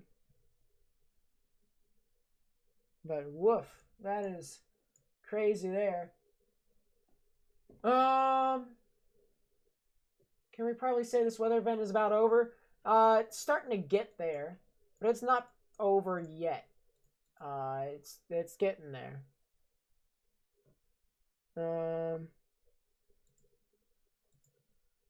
It's definitely getting there. I will say that. By the way, if anyone does have to take off for whatever reason, I do gotta say you're not entitled to. You're not entitled. That's not the word. You're not forced to stay here whatsoever. Even the mods, it's not a 24-hour job. That indeed, let you all do whatever you want. I do want to take a look here. A lot more people are saying that the risk could continue. It could trying to sustain itself. This thing continues to look at. This is really interesting. A lot of people are still looking at this cell. So I'm going to continue to look at it. The one to the north does seem to have dissipated a bit. It has collapsed collapsed under its downdraft. It did seem as if that happened when everything decided to merge with each other, and maybe that merging motion when the storm did collapse and impede its inflow. It actually does seem as if it actually split in a way. So, what could happen Monday? You're seeing over 3,000 Cape. The only issue about Monday is that it's still pretty far out in my opinion, and I can't really tell what all is going to happen Monday. But something in Oklahoma and Texas could stir up. I do believe that. David is still live on the storm. I bet he hyped over the storm. Right now, this storm is dead. I'm going to tell you all, this storm is dead. It could try and have some necromancy and, revive itself. But right now, the tornado risk over. Dead. kind of just split itself completely. I'd say, if you want to look for tornadoes, this thing down here is the one to look at. Classic hook with inflow notch right in here. Whether or not it sustains itself, there's not really an updraft here. That's the thing that it's been lacking for quite some time. But if it does attempt to try and intensify, then you could possibly see something there. But yeah.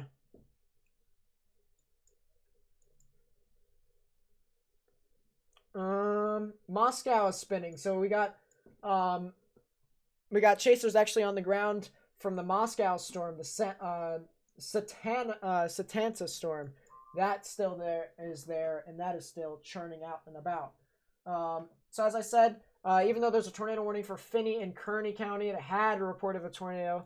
That storm, in my opinion, has actually choked itself off, and it is now dead. The storm, it's not exactly new. We've been looking at this for quite some time. The cell near Satana is definitely really interesting. You can definitely see the greens moving towards the radar, the reds moving away, and right in the middle is where the rotation would be. It's definitely something to keep an eye out for as that continues to move on through. Yep. CKG, take care and congrats on the mod. Yep, I am indeed streaming tomorrow. It'll be a really interesting event. Or at least I probably will be streaming tomorrow.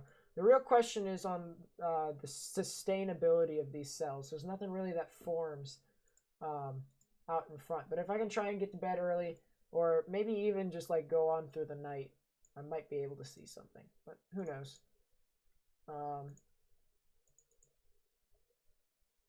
It's kind of interesting. Where is this at? These cells are in Kansas. This is in southwestern parts of Kansas. The cell that I'm currently looking at is just due west of Satanta. So, definitely one of those things where people are going to want to continue to monitor this. New scan on reflectivity. A lot of hail here. I gotta mention that. A lot of hail with these storms up here. So yeah, it's just absolutely crazy. And the research, what in the world is going on? Twitch is a bad place for storm enthusiasts. I agree, but if you already have a channel out there in Twitch, obviously people are still going to do it. But it is what it is. What's going to happen Monday over 3,000 joules per kilogram Cape? I still don't know. I mean, it's doing its own thing. Let's take a look. What's happening on Monday? Can't see Monday for NAM 3K. Oh, the 0Z is running.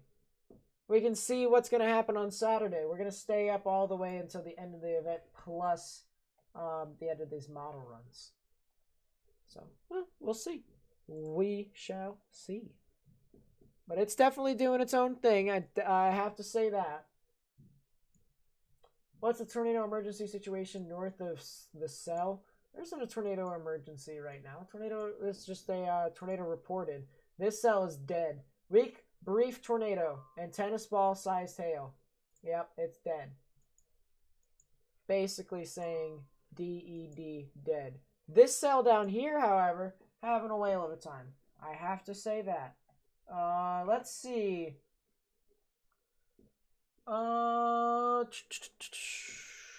Yeah. Really interesting, though. This cell down here near Satanta is really something to look at. It is really interesting. As I said, for anyone, by the way, just to reiterate, tornado warning in Finney and Kearney, that'll expire in 24 minutes from now, from when I'm talking. But I do believe that storm is quite possibly dead. And a tornado warning will probably expire. Yeah. Let's see. Let's take a look at what the NAM says when it comes to this event Friday. So, see, the NAM is really inconsistent. It's supposed to go through here, but the NAM makes it so that this line kind of just trucks off towards the north, which is really interesting. But it does seem as if something does develop on the border of Oklahoma and Texas, and something actually does end up forming. So that's going to be really interesting. Something to definitely watch. But really interesting. The tornado warning has now been canceled for Finney and Kearney. So as I have mentioned, it is kind of gone. That stuff is there. It was there, and now it's dead. Let's see. Good rotation in Satanta, Kansas, and radar scope. It's 100. I do gotta mention, radar scope messes up its de-aliasing. So the velocities are always a bit wonky there, but I do not doubt that this thing is quite intense. I do want to take a delta velocity from this. This is above, this is 102 miles per hour according to this, so 88 knot delta velocity is actually not even 102, it's 101.7 knot delta velocity. New severe thunderstorm warning with a tornado possible for Grant, Haskell, Seward, and Stevens County. That'll be in effect until 9:45 p.m. Central Daylight Time with 70 mile per hour wind gusts and 2-inch size hail. So it'll be pretty interesting as that continues to move on through. But no tornado warning right now. Still pretty interesting though. I do believe that there could be something with this storm. As you guys can tell, it is trying to do something. It is trying to do something. So something right within there could be really interesting as that continues to move on through. Hey, check out Mark Dree's live stream. You can see that that thing wants to go bonkers. According to radar, hold up. Mark Dree. Are you talking about this? If you're talking about this, then yeah, I probably will. The thing to the north is dead. What does de-aliased mean? You mean de-aliased? It means that it doesn't account for stuff within the actual. Oh, good God! What is that?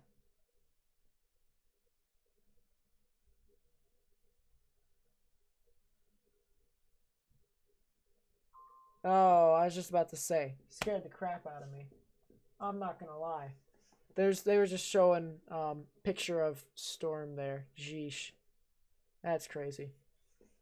Yeah, it's just the aliasing means that they didn't take into account to they don't take into account to storm motion and stuff like that. So it's just doing its own thing, motion of the ocean. But it is what it is.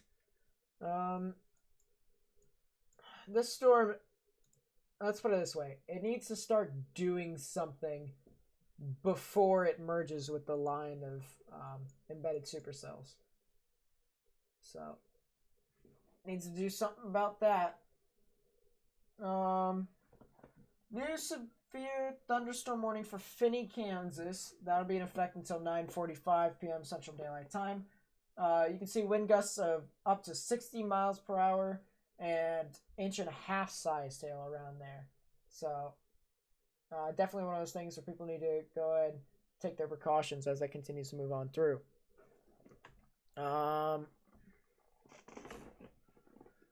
Yep, still some really gusty winds in and around that area. This is starting to turn into a linear segment. This cell is the only chance of it doing anything. So yeah, it'd be pretty interesting to see what all happens there. Looks like a lowering in Santana on live storm chasers. All right, I'll take a look at it. Can't have it up here, but Twitch is a platform to where I can broadcast stuff from over there. I knew it was Twitch, so I don't have live storm chasers anymore because I factory reset. Lit.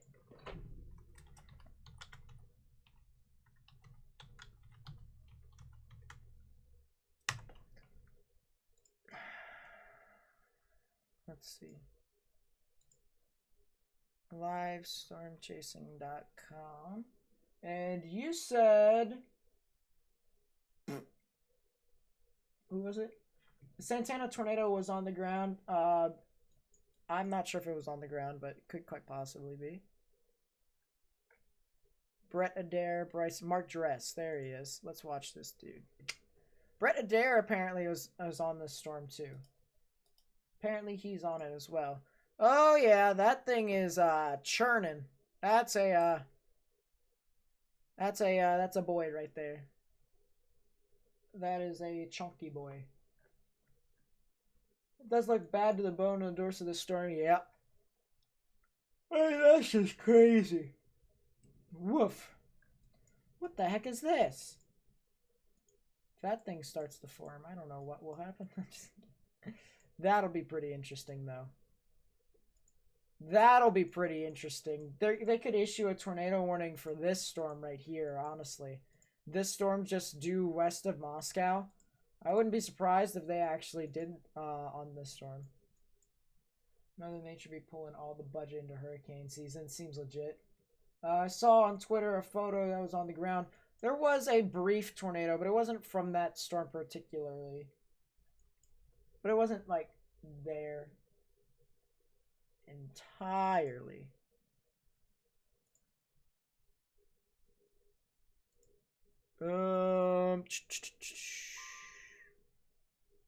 Let's see. Getting more reports here. Woof. 60-mile-per-hour wind gusts. This is in Gove County, Kansas. So, yep. And then teacup-sized hail in San Angelo still. Yeah, that seems to be having a whale of a time. I will say that.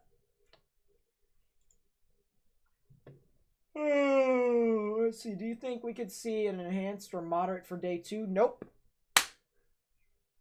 You might be able to see an enhanced risk for later, something like that. Like maybe for day 2 tonight, but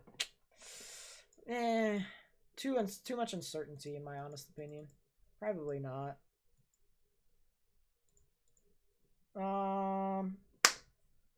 Yeah, teacup-sized hail. That's 3 inches, boys and girls.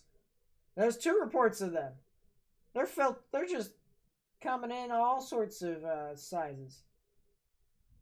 About 4 days warning. Oh yeah, dude. I hate to brag, but it makes me feel so good when I just absolutely saw all of this coming a week and a half in advance, especially Saturday. Just makes me feel so good. Obviously, I hope that it doesn't impact anyone's livelihood like it did last night, where a semi-truck was flipped. Flipped. But, you know, Mother Nature do be like that, though. What about the warning near Dodge City? This is Dodge City's radar. There isn't a severe thunderstorm warning around Dodge City, but there's Dodge City. And if I were to go over to the reflectivity, there is a huge line of storms that'll be marching through. The one with the highest tornadic potential, in my honest opinion, is this one right here, just to the south and west of Dodge City, near a town called Setanta. So, definitely one of those things where you can see greens moving towards the radar, the reds are moving away. Right in the middle where that triangle, the tornado vortex signature is where the rotation would be. We are now getting reports of, I'm not sure if this is true, but people are saying that tornado is on the ground in Setanta. So this one might be, but it'll be kind of interesting. Definitely one of those things where the velocities are prevalent enough for something to be on the ground around there. But massive hail reports around there of 2 inches and above. Definitely something to where you don't want to have your cars out in front of this. Because this is definitely moving in and around Setanta.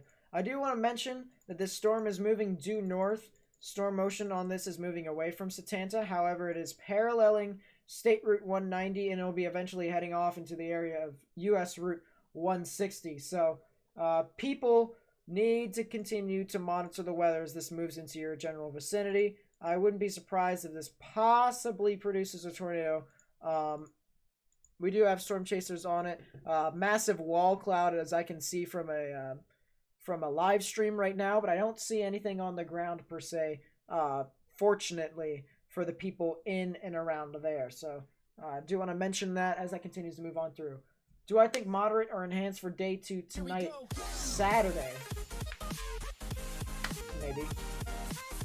Max is epic. Thank you for the subscription. I really do appreciate that. Add you to my subscriber collection. I haven't said that in a while, chat. It's been a while since I've said the subscriber collection thing. Ever since Easter. I just kind of forgot about it after Easter. But, thank you for the subscription. I really do appreciate it. Okay, I can definitely see a funnel on there now. I can definitely see some sort of... The wall cloud is there.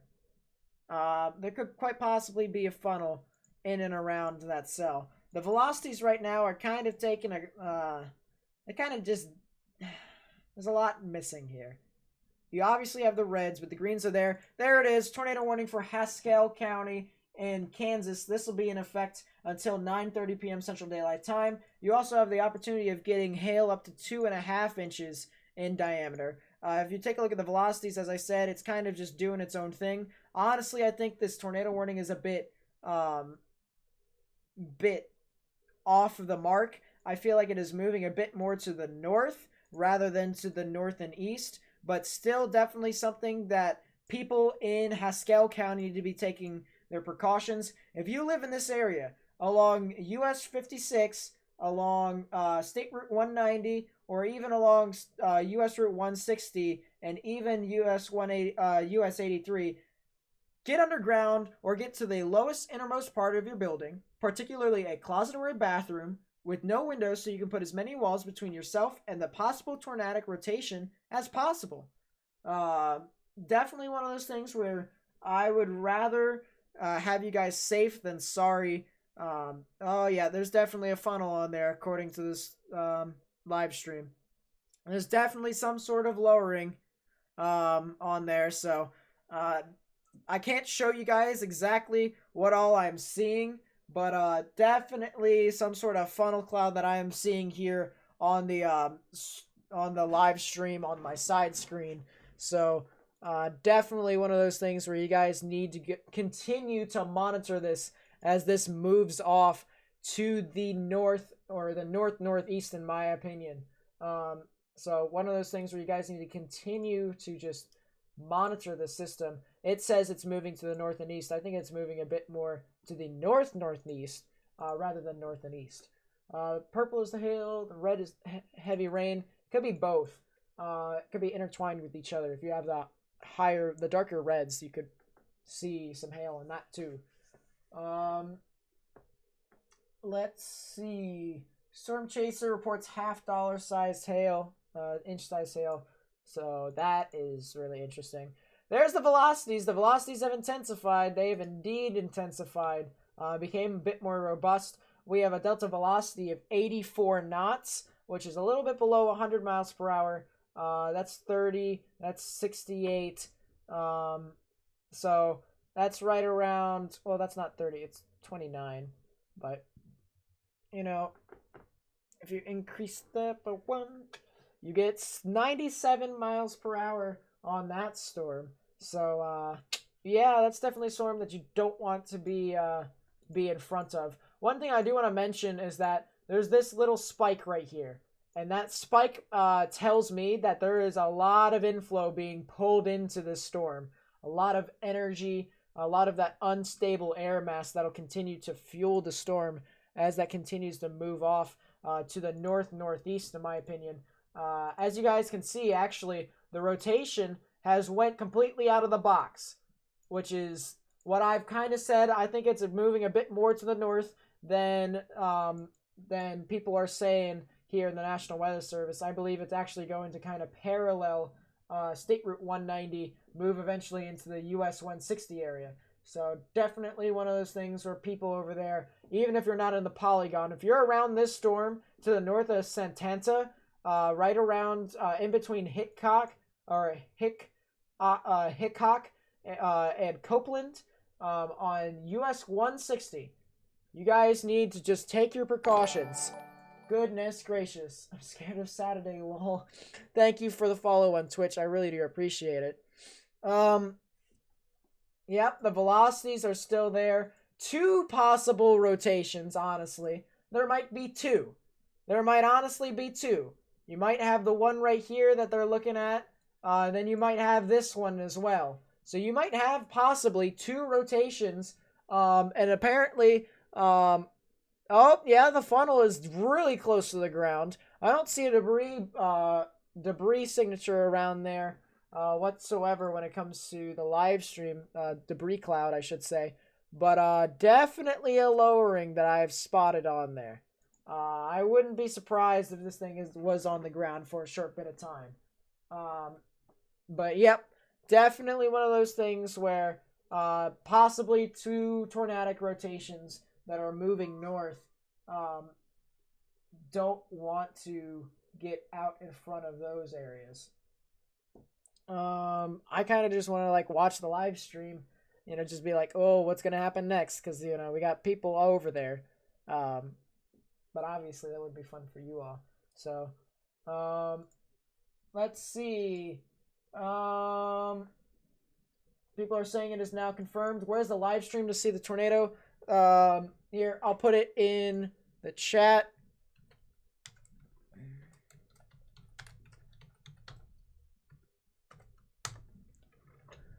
There's that right there. I haven't seen anything that says updated, but it probably will update.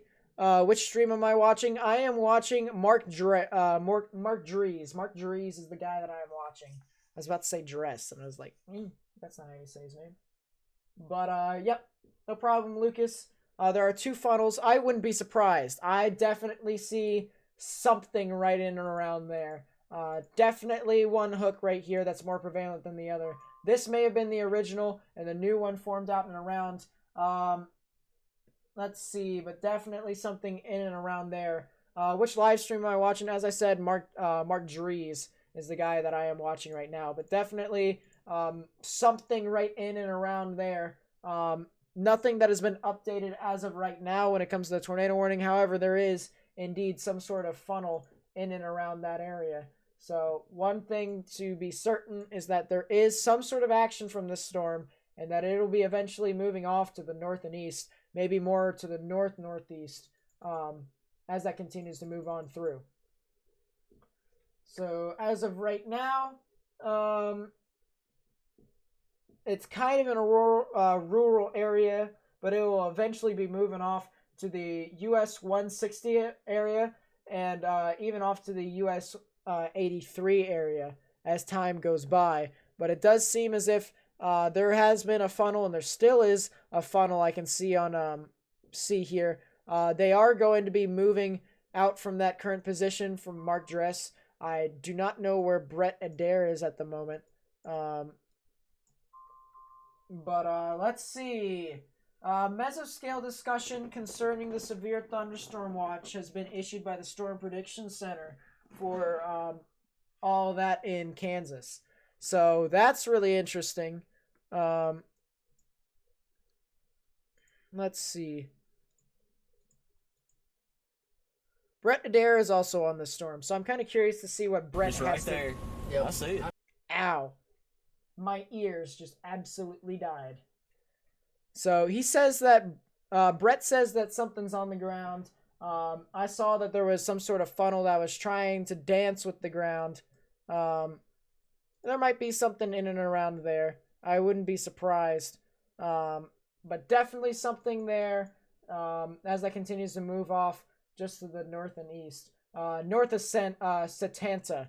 So from the live stream, I don't really see a whole lot. I saw a funnel, but as of right now, it does seem as if it is kind of dancing above the ground right now. So Brett is seeing it left to right. Tornado could be down right now. It could drop any second. Yeah, I agree. definitely something right in and around there. So yeah, pretty interesting. He's on County Road GG. I honestly have no clue. He's north of Satanta, I'll say that much. But I don't see any county road on here. I'm assuming that he's on State Route 190. Whatever is north of State Route 190 is where he's on. He's looking at the storm, but I'm not sure if he'll be able to see anything as that continues to move off. He may have to move back in this general direction and then move north. But who knows? We'll have to see. Pick on Twitter shows it's on the ground. Yep, so there could quite possibly be a tornado that is dancing along, dancing in and around that general vicinity. I want to see Nick Busby's stream. I don't see anything from him right now. He is moving into a new position, but still one of those things where possible tornado that could be on the ground. As I said, that's moving north of Satanta. So one of those things where we're going to continue to monitor this as best as we can. And yeah.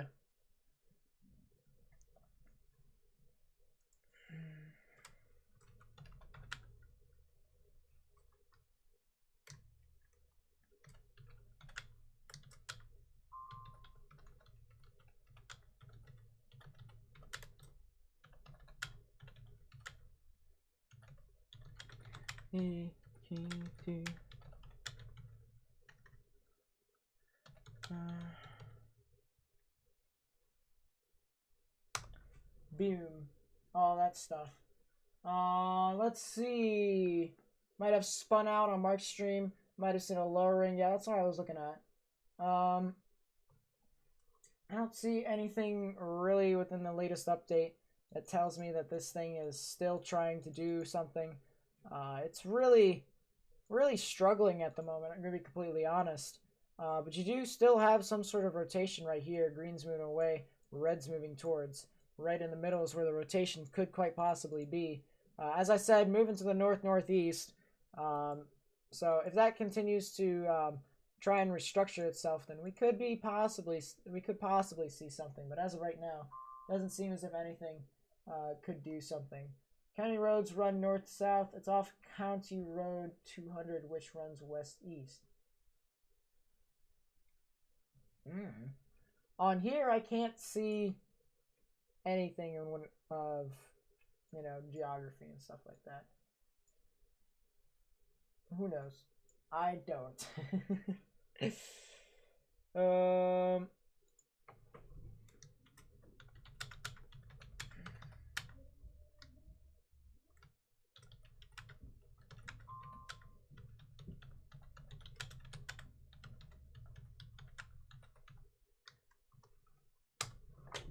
Let's see, we got that going on. Internet froze on you, seems legit. Yeah, as of right now, the storm is, it's just doing its own thing. Not really anything too organized. May have possibly spun out. I really can't see anything along here. I wonder if this storm is continuing to do something. Nope. Of course it's not. But as of right now, still seems to be this general rotation for the tornado warning. It does seem as if it is kind of gusted out a bit. You can kind of see how the velocities moving away from the radar has kind of arced a bit. And that's kind of leading me to believe that some sort of downburst has occurred within that area. There's only a couple ways for me to actually figure out if that has occurred. I don't think there's that. I don't see anything there. Okay, maybe the virtually integrated liquid. KDP doesn't see something, so maybe it just gusted out completely. Maybe the line has turned into a bit more of a gust front and has decided to surge on through It's kind of lost its characteristic where the downdraft can't really support it anymore as it moves on through. Is this going to move into Peoria, Illinois? Nope. Peoria, Illinois might see something on Sunday, though. Sunday's going to be really interesting for Illinois, so keep an eye on that. All the storm chasers are now moving east and then north now. They're going to try and position themselves over here on US 83. Nothing has dropped yet on Brett's stream. Yeah, it makes sense. I don't think anything would probably drop quite yet. I mean, there was something that was dancing, but it was so hard to tell as to whether or not it was on the ground. Let's take a look at the new meta discussion. I said we were going to look at it eventually. Now here we are. Deep convection has been... Actually, you know what? Let's take a look at the summary. Just go over it. New severe thunderstorm watch will likely be issued for 3Z. Severe threat is expected to shift southeast into early morning hours. Okay, so that makes sense. With low-level jet expected to increase few hours, developing MCS there. Increasing confidence that a new severe thunderstorm watch will be warranted downstream into portions of northwestern Oklahoma. This new watch will be issued before 3Z. So this... Oh. So we're getting close to where they could possibly issue a new severe thunderstorm watch, in which I would have to add more stuff to IEM bot. It's not the worst thing in the world, but it's definitely one of those things where it's doing its own thing. Fab SFM, see you later. Thanks for coming out to the stream. I really do appreciate it. Mac Random stream showed that it was possibly on the ground at one point, with a decent funnel cloud which didn't hit the ground. Yeah, that's what I was looking at. It was just, it was there. It was dancing, but it just didn't really have anything to back it up. If this could surge its winds down and around and we can have some sort of inbound winds, something could be moving around in there.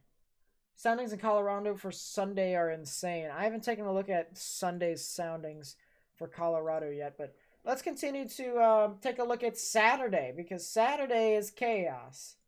I actually wonder if the 0Z has all the stuff yet. It might. Probably a gustnado. Yeah, maybe. Maybe. Will pivotal weather load? Probably not. Did I just see a funnel cloud? Maybe. Nope, that's just really cool lightning, I gotta say. Really cool lightning. Okay, so we might actually have Saturday after all here.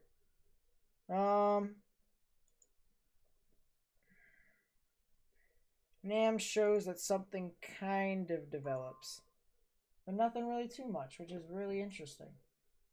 Penny-sized tail being reported, of course. Let's see. Nothing really too interesting and or new. But let's see. 48. It's kind of interesting. But nothing's there, so it's just eh. Do you contact personally a trout for mod? No, I will put in an actual application and I'll do it myself. We'll get that eventually. We'll convince the National Weather Service will confirm it without any rating attached. Yeah, that probably will. If they get enough reports from it. If they get enough reports. But it does seem as if it's trying to reorganize again. Take a look at this. Stronger outbound velocities. Decent inbound velocities. If this can wrap around, we can possibly see something in and around there. I mean, take a look at that hook, chat. Take a look at that hook. It's trying to do something. I wouldn't be surprised. I wouldn't be surprised if something happens in and around there.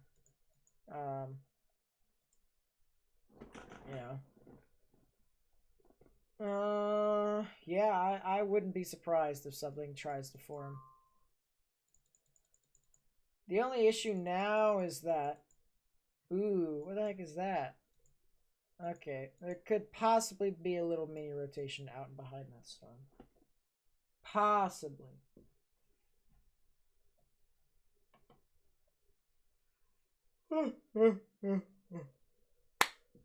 Storm can keep those pennies. Yeah, I agree. Storm can indeed keep those pennies.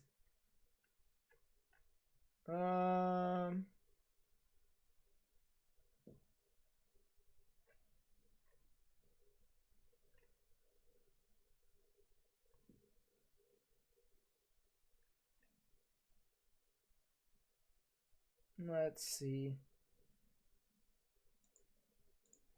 The HRRR is saying that Friday is going to be really interesting, which I'm really curious. I'm really curious as to what it has to say. But the HRRR says that something's going to happen.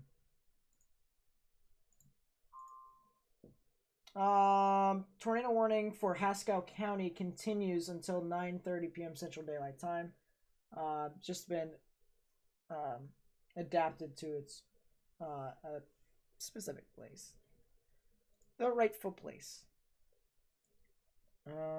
Does the NAM say anything? Yeah, the NAM says that tomorrow evening is going to be really interesting. And oh my goodness. Oh yeah, tomorrow night's going to be a night. Anyone want some popcorn? I'm going to be completely honest. You know, tomorrow's going to be really interesting. We're definitely going to stream tomorrow. I do have to wake up relatively early, but meh, I don't care. I honestly don't.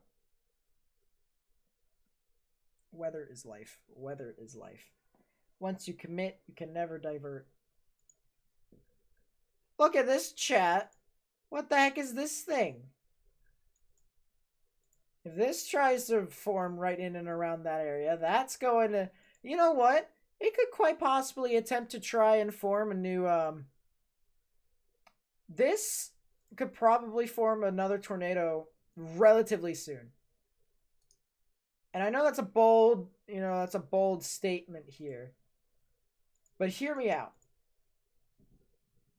Typically when winds surge out, they kind of follow over and they start to, kind of fill in, all right? So right now it's really strong, but it's still unorganized. Well, usually there is some displacement towards the center and it'll start to filter in. So that's kind of what I'm thinking here. There could be something that could try and force it down. So that's really interesting. It could quite possibly tighten again. Tomorrow's already a 5% tornado risk for eastern Oklahoma. Yeah, I'm telling you guys. Tomorrow's going to be pretty interesting. I'm not sure about you, but I'm pretty excited. I'm pretty excited about tomorrow. I mean, look at this. Dews in the mid-70s. With that much cape and that much shear. I mean, come on. It just so happens that the surface to 1 kilometer shear is okay, and the surface to 3 kilometer shear is okay. It's pretty good, actually. Elapse rates are 7.5 across the board. 3 cape is 182. Huh. Helicity, as I said, if it's over 200, then that's pretty good. Yeah, tomorrow's going to be really interesting. I'm now curious to see what the HRRR has to say about what that they have to say about Saturday, whenever that happens.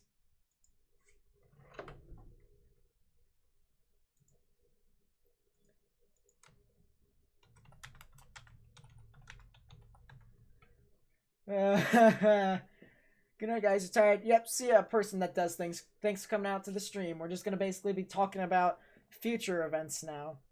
Does seem as if anything and everything will happen in anywhere. I mean, that's crazy, dude. That's crazy. Like a bonkers crazy.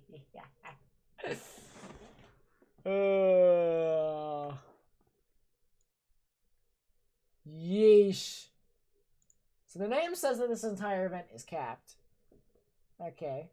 NAM says this entire event is capped. NAM 3K, however. What about the NAM 3K? You should look at the soundings from Nebraska on Sunday. Some soundings are maxing out the storm significant tornado parameter. As I said, I don't really use the significant tornado parameter, but there is a new model run for the NAM 3K. And guess what? I'm going to take a look at it. And it's going to be pretty cool.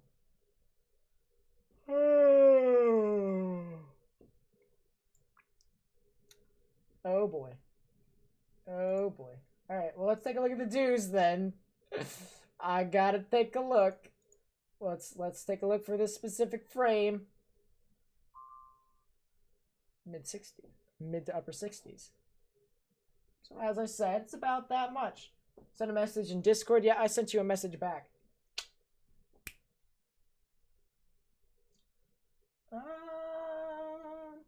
Your back hurts. Seems legit. Update on the supercell. Yeah, it's trying. We'll give it an A for effort, but it's trying. It has a nice little hook, I will say that. But I mean, it's trying. It's trying to restructure itself, but it's just not looking too good. Although I will say it is getting there. It is definitely getting there.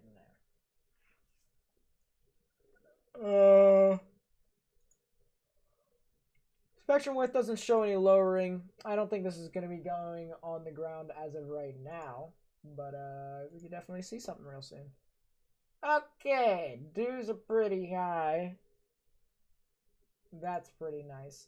I want to see the significant tornado parameter. I have to. Wait. Oh! What the heck is that? Oh, that's capped.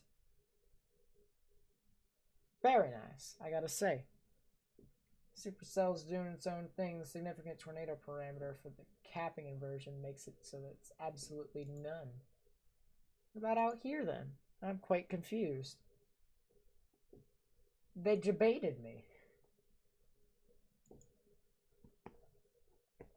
They indeed debated me. I'm going to be completely honest. But I gotta say, this is absolutely insane. Upper 60s with cape over around 5,000 joules per kilogram. Yep. Sheer. Oh my goodness. Oh yeah. That looks pretty nice, I'm gonna have to say. Tornado warning has now expired for Haskell County, by the way. So the tornado warning is now dead. I still think it could possibly do something. I honestly think it could. You're having trouble understanding spectrum width? Okay, so, and to oversimplify things, the spectrum width basically measures winds moving down into a storm. And it can also measure turbulence, which is the reason why that's a thing for tornadoes. If you see that near a tornado signature, probably have a tornado on the ground. So, stuff like that. Level of free convection is below the actual warm pocket, so that's interesting. What the heck is that? Hold up. What is this? What is...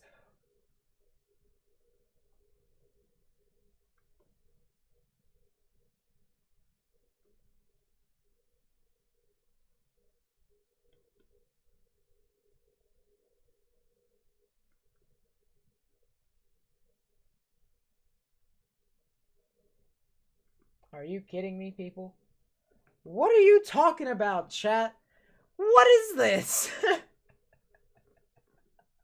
This thing is mental. Goodness gracious. Good lord. I want to see another one. I want to see.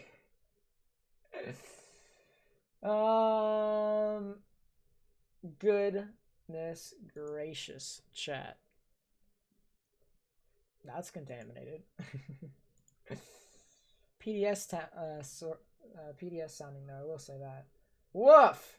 The helicity is mental!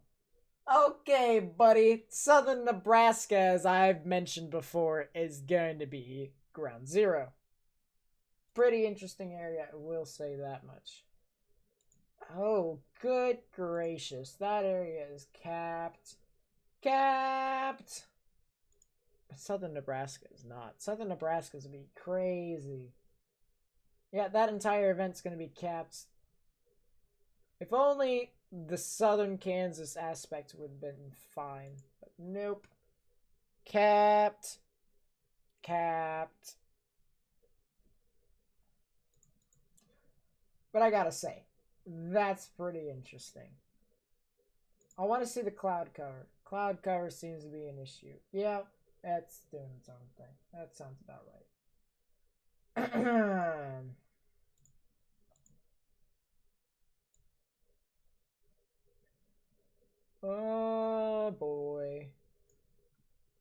does the NAM say about that event? Yeah, something definitely forms right around midday. Yep, something definitely forms around midday, and then it just pushes off. And then more stuff forms. So that sounds about right. Event dead? Yeah, probably. I'm not gonna lie.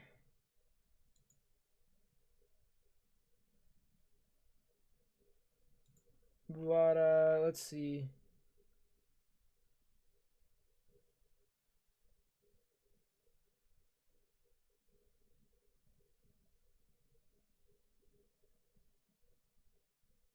Woof. Say something. I just was reading something. It was something that was really interesting. From the server. Boy. That was crazy. Yeah, I mean, it's kind of interesting to take a look at this now. But yeah, I'd say Nebraska's going to be interesting.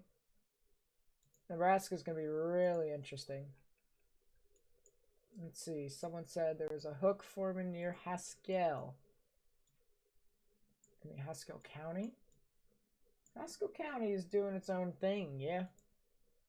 There could definitely be something that forms within there, but the line's going to overtake it in a few. Gotta say that much.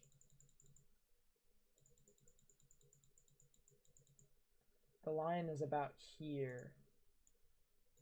So it could form a new rotation right within there. It could. Is there sounding in Oklahoma on Sunday? That is Monday. Oh, there is one. Oh, well then let's take a look for ourselves. I gotta see. Depending upon where it could possibly be. If it loads, we could see something. But, you know. No, you don't apply directly. You don't DM me for mod. I make an application for you. Mother Nature warning us? Yeah, probably.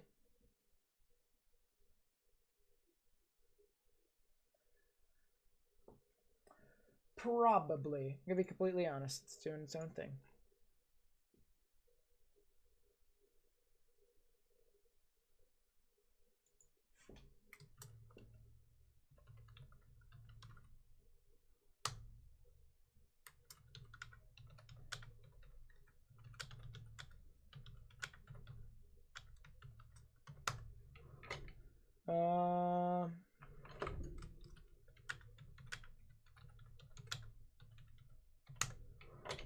Let's see. There we go. Had to do that real quick. Alright. Hopefully all that should have loaded. And we should be able to figure out what all is going to be happening. Hopefully. You make Kansas need a lesson on geography, don't we all? Don't we all? This looks terrible. None. That's because cap inversion. Lit. That sounds about right. What about this?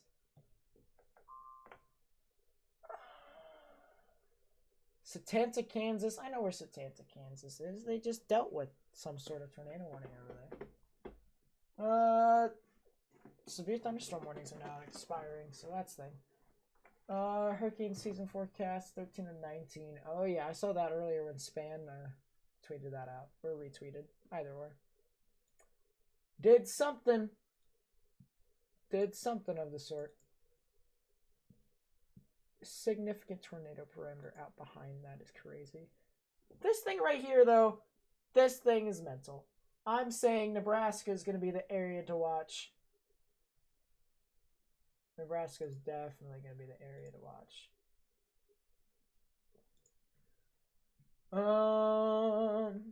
Check 9Z for 524.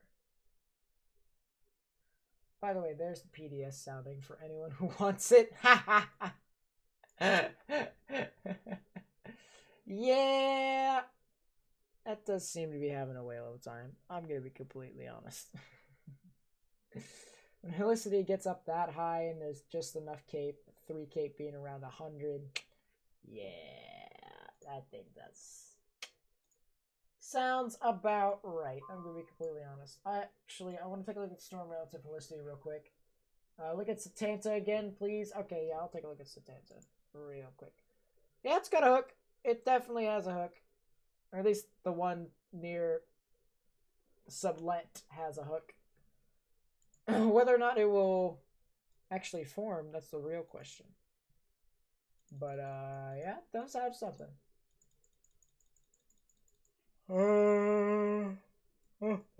Excuse me. Wind barbs go off the chart, you're telling me.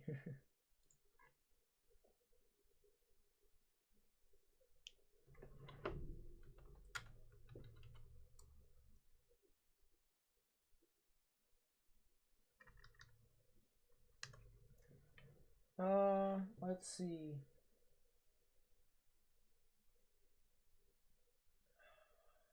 Some major veering right there. Yeah, you're telling me. This thing is having a whale of a time. But I do want to see something. Oh. Alright, let's take a look out in front of it. Just in case if it was a fluke. Just in case if it was a fluke. Tornado right there. So you could see some stuff within there. But I do want to see this right here. I do want to see that.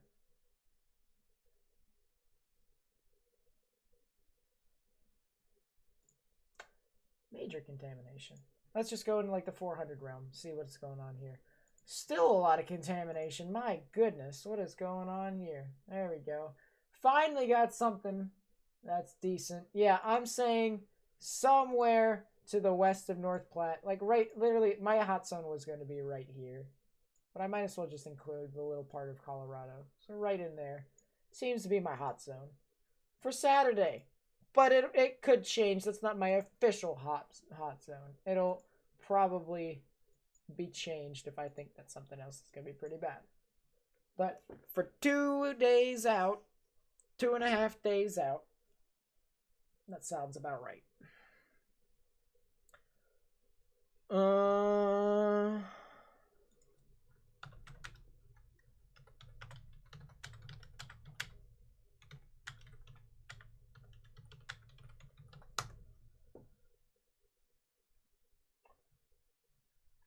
Let's see. Yeah, these cells are just kind of like dying out a bit. The only cells left are the one near Frederick, Oklahoma, down in Texas. 6 to 10 hurricanes. Oh, okay. And then there's another one down near San Angelo because that thing continues to produce hail over 2 inches. My goodness. Texas has just been absolutely bamboozled, gotta say. Let's see. Yeah, more reports of just large hail down there. Crazy. Do you think we could see violent tornadoes in discrete cells on Saturday? Like if cell develops discrete? Yep, probably could. Especially down in that hot zone. If there's not a lot of capping inversion in Kansas, you could see it there too. But Nebraska seems to be the area to watch. More chaos. What is it? New severe thunderstorm warning with a tornado possible for Grant, Gray, Haskell, Meade, Seward, and Stevens County. That's going to be in effect until 10:30 p.m. Central Daylight Time. What category risk am I predicting for Sunday? Probably enhanced. Enhanced for Sunday. God's sakes. No high risk. No high risk. No high risk. How about Kentucky? I don't think Kentucky's supposed to see anything from this risk. They may see something more towards the beginning to middle part of next week, but nothing right now. This storm right here, I'm not sure why it's warned. I'm going to be completely honest. 60-mile-per-hour wind gusts and quarter-sized hail. Are they saying? Oh, okay. So it actually was doing something, but then just died off. So that makes sense. What about San Angelo? Seems to be having a whale of a time over there. It actually expires in 4 minutes, so they got to issue a new severe thunderstorm warning on this anyways. Outbreak states so far, Colorado and Kansas.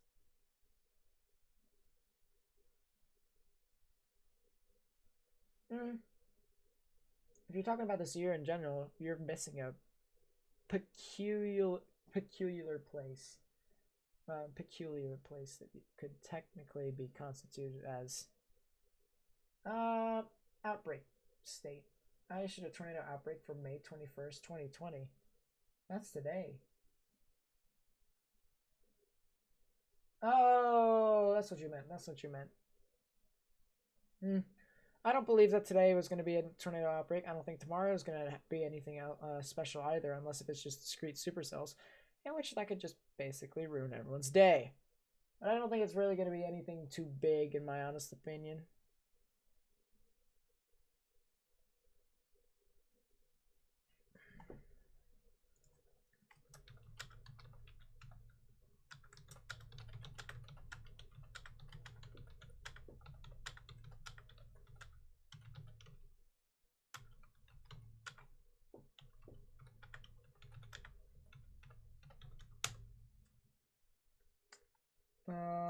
Let's see.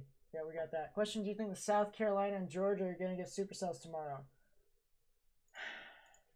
Let's take a look at what the SPC says real quick. I got to see.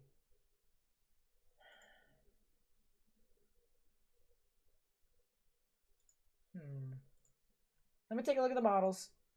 I'm not really too educated on what Carolina and Georgia is going to be getting specifically.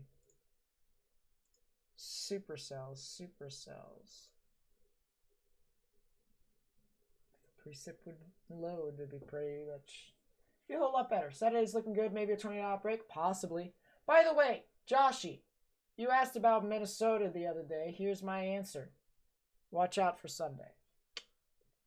Something might happen on Sunday. Might. Keyword might. As we get closer, I'll be able to have a better idea of whether or not something might happen with severe weather up in Minnesota, but something might happen around there. Just wanted to let you know. Okay, around Friday, yeah, you could see some discrete cells that form. You could.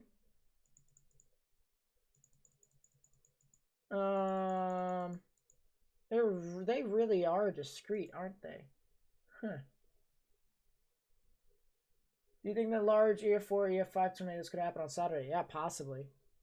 It depends upon if conditions are favorable. Depends. The weather always depends on specifics. So if stuff doesn't function, then it's obviously not doing anything. Villarica isn't South Georgia. I don't know where that is. But yeah. Georgia, southern Georgia won't see anything. It'll be northern Georgia that really sees a lot. New severe thunderstorm warning for Concho and Tom Green counties.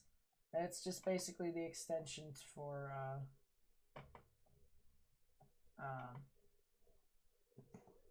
that one in San Angelo.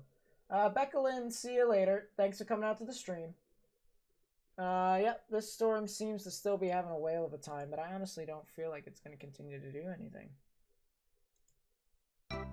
Oh, God. It scared the crap out of me. I'm going to be completely honest. My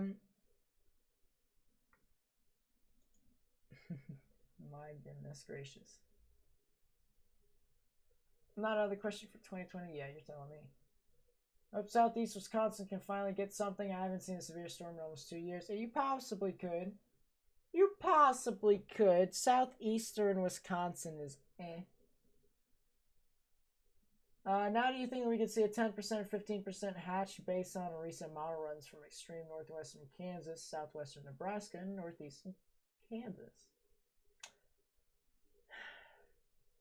It still isn't too clear right now as to whether or not we're going to get a 10% in general. So 15% I believe is out of the question. But 10% probably, if the models continue to sustain its current track in southwestern Nebraska, probably a 10% over there. That was my bold prediction a week and a half ago. 10% somewhere. I didn't say specifically because it's kind of hard to. But Saturday is going to be really interesting. I really like Saturday's chances. Kansas is going to be interesting. That's going to be capped, but it's really going to be Nebraska. Nebraska is the area that I'm going to be watching heavily. They're hyping up Saturday, but I see a slight risk. You see a slight risk right now, but according to the models, it could be worse. We're just looking at what the models have to say. New severe thunderstorm watch. Watch number 200 is in effect until 11 UTC. So that's probably for parts of Oklahoma and stuff like that. Ready for tomorrow's stream and Saturday? Good, good. We need you to do some ritual dance to bring some interesting weather to the Northeast. Seems legit. If I do that, then I'll probably sacrifice myself to the tornado gods whenever something happens. I'll be chasing that probably. But the Northeast saw some sort of QLCS crap that went through, so you guys are okay. It's just Pennsylvania never gets anything. We never get anything. What are you talking about? HRRV4 is discrete cells at the end of the run where it's supposed to take place. That's the HRRV4, a singular model. You got to take into account that all the other models are kind of wonky right now. So I'm not saying anything, but there could be something. This thing, by the way, let's get back on to real-time events. This thing is trying to reform. It's trying. The velocities are quite mental, I gotta say. There could be a quick spin up, I'm not going to lie. Especially since that's 92 miles per hour and this is 46. My goodness. Oh, that's 138 mile per hour delta velocity. That's crazy. Well, let's hope that doesn't form. I mean, the good news is that it's kind of not near US 83. But, yeah, it's kind of not near US 83, so it's rural. It's doing its own thing. Tornado warning. If it's for this storm, I'm the legend. I'm just kidding. Grant, Haskell County in Kansas. That'll be in effect until 10:15 p.m. Central Daylight Time. Be radar indicated rotation and 2-inch size hail. It'll probably be for this storm. Probably. Good chance that it's this storm. But there's a tornado warning for here. Just by looking at the reflectivity, it looks pretty nice. And there's the tornado warning. I've been talking about this thing. Yeah. Give me that. But I gotta say, still, really nice rotation on here. You can see on the reflectivity, the presentation looks phenomenal. The inflow notch is unimpeded whatsoever. The velocities show really intense delta velocity of 138 miles per hour. So, be really interesting. We have to make t-shirts of Nate's famous lines. I'm going to be making merch eventually. Whenever we get large enough, we're going to do that. 11-inch basketball size hail in California. Sounds about right, honestly. They're going to be getting a chunky low pressure system that moves into that area. So it's not out of the question. I'm just kidding. They are getting a chunky low pressure system. I got to say that. Let's see. New velocity scan came in, and it still is having a whale of a time. I'm going to be completely honest. Don't think it's on the ground right now, per se, but it is still doing something. Hey, can you make a Seems Legit shirt and a thank you for being a friend? I'm not making a thank you for being a friend shirt. It's the stupidest crap in the world. I mean, it's stupid, but it's not stupid. I'll probably make a Seems Legit and In the Name We Trust shirt, and I don't know. Daniel, welcome to us having a whale of a time, I gotta say. Talking about this storm, maybe moderate. Well, it just so happens that the head of moderators has entered the chat. I'm just kidding. You have to approach me for moderator positions, in which I'm creating an application for all that stuff, so eventually we'll get there.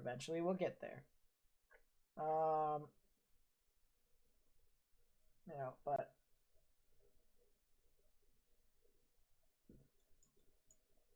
let's see. Yeah, it's just doing its own thing. Baby cell t-shirt. We might. AJ would be the one would make the thank you for being a friend, maybe. But, someone should try to fly a kite in that thing. Yeah, I feel like they would be fine. They should theoretically be fine. ZDR profile shows it's a really nice updraft. But other than that,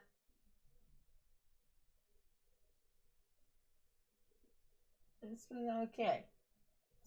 Having a whale of a time should also be considered. Yeah, that probably should be a good shirt. Can I have a spice weather in Texas? As of right now, the only weather in Texas is really... Oh, there's a new severe thunderstorm warning. It's around Abilene. Lit. Let's talk about that thing real quick. Yeah, there seems to be a bunch of severe thunderstorm warnings. Jones and Taylor, that'll be in effect until 10:45 p.m. Central Daylight Time. As soon as this thing loads, I'll be able to show you all. Yes, we'll do a room tour eventually. Just, y'all are going too far ahead of me. Nebraska's going to have all the right ingredients, but I do agree on timing. Bulk shear is looking more nice, though. Yep. It's looking interesting, gotta say that. Let this just load, for the love of God. It's not doing anything. Big boy tornado produces supercells if the inversion goes away. Yep, I agree. It's doing a bunch of stuff. Cells in the slight risk. Is there a tornado possible on that? No, there's not a tornado possible on this. There is not a tornado possible on any of these cells in Texas. So it does seem as if the cells near Abilene are just really wind makers, to be completely honest. Yeah, just wind with a lot of hail. So nothing really tornadic per se. It's just mainly the cell up in Kansas that's doing that. You're back. Lawrence, Kansas might get undesired storms on Friday into Memorial Day weekend. Yep. Gotta say, Kansas is under the gun right now. Like Kansas and Nebraska, but they're just like not doing anything. Clickbait Nate? What do you mean? I don't clickbait my crap. Go to other weather channels for that. Take that crap out of here. I will probably stay true to myself and never clickbait my crap. As much as people are like saying you might want to clickbait your stuff, I'm probably gonna clickbait it a little bit, but it's not gonna be like big. The CC drop isn't showing anything, but the rotation is definitely starting to tighten up. Oh yeah, I agree. Unfortunately, GR2 just wants to not function. So let's just go ahead and take a look at that for ourselves.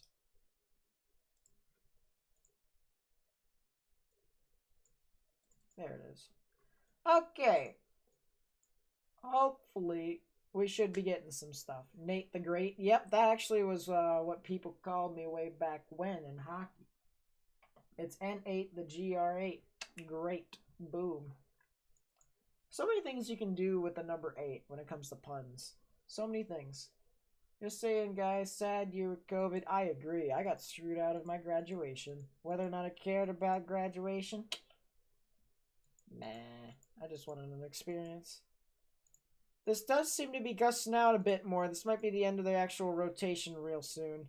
It is starting to merge with the line. But it is trying to do some stuff, I will say that. EF7 tornado would be impossible just to happen. Extreme risk for severe weather happen. Seems legit. Thank you for trusting in the NAM, friend. Oh boy. What is it with you all? May has been boring. Yeah, I agree. I agree. Right now, it's just doing its own little thing. To be completely honest. I'm so cold. Wrap tight in a blanket under a blanket, Lamau. I like my room cold. Gotta say, I like it all cold. Let's see. Severe thunderstorm watch for Decatur, Gove, Graham, Greeley, Logan, Norton, Rollins, Sheridan, Sherman, Thomas, Wallace, and Wichita counties in Kansas have now expired. It is now it's now just these areas that are currently being impacted, as well as Oklahoma now. We might as well take a look at the new severe thunderstorm watch. They did say that they were going to issue a new one, or at least they said they issued a new one. And there it is, severe thunderstorm watch number 200, or at least watch number 200. Low chance for tornadoes, as you would typically think, but the real risk here is the hail. Lapse rates are above 7. Anything above 7 is really interesting, so that's kind of one of those things where gotta continue to monitor it. Storm west of Abilene is beginning to make a hook. Let's take a look at that for ourselves. I do want to take a look at this storm real quick, just to see if anything has changed, and it hasn't. It's really just gusting out at this point, so this storm is no longer tornadic in my opinion. It could change, but honestly, it's just on this last leg. Let's see. Severe thunderstorm watch for King and Stonewall counties in Texas have now expired. And actually, Childress, Cottle, Dickens, Hall, Kent, and Motley in Texas have also expired. So those areas are now out of the risk. These areas near Abilene are looking okay, but honestly, I don't think much can happen from here. I think it'll just mainly stay as a hail risk. Not a lot of forcing and helicity around there to do anything. New update just came in, and it looks like the rotation has gone away in the Kansas storm. Yep. So as I have proclaimed, it does seem as if it's not as strong. It's probably going to be enveloped by the line, and it'll turn into a wind risk, and that'll be it for the event. When it comes to discrete supercells, as I said, I would have streamed sooner today if I didn't have to do anything, but it is what it is that I had stuff on my plate. So tomorrow, obviously going to stream however I can, whenever I can. I'll update you all on my community tab, give you all some things that I feel like you guys need to know, as well as the time in which I will stream.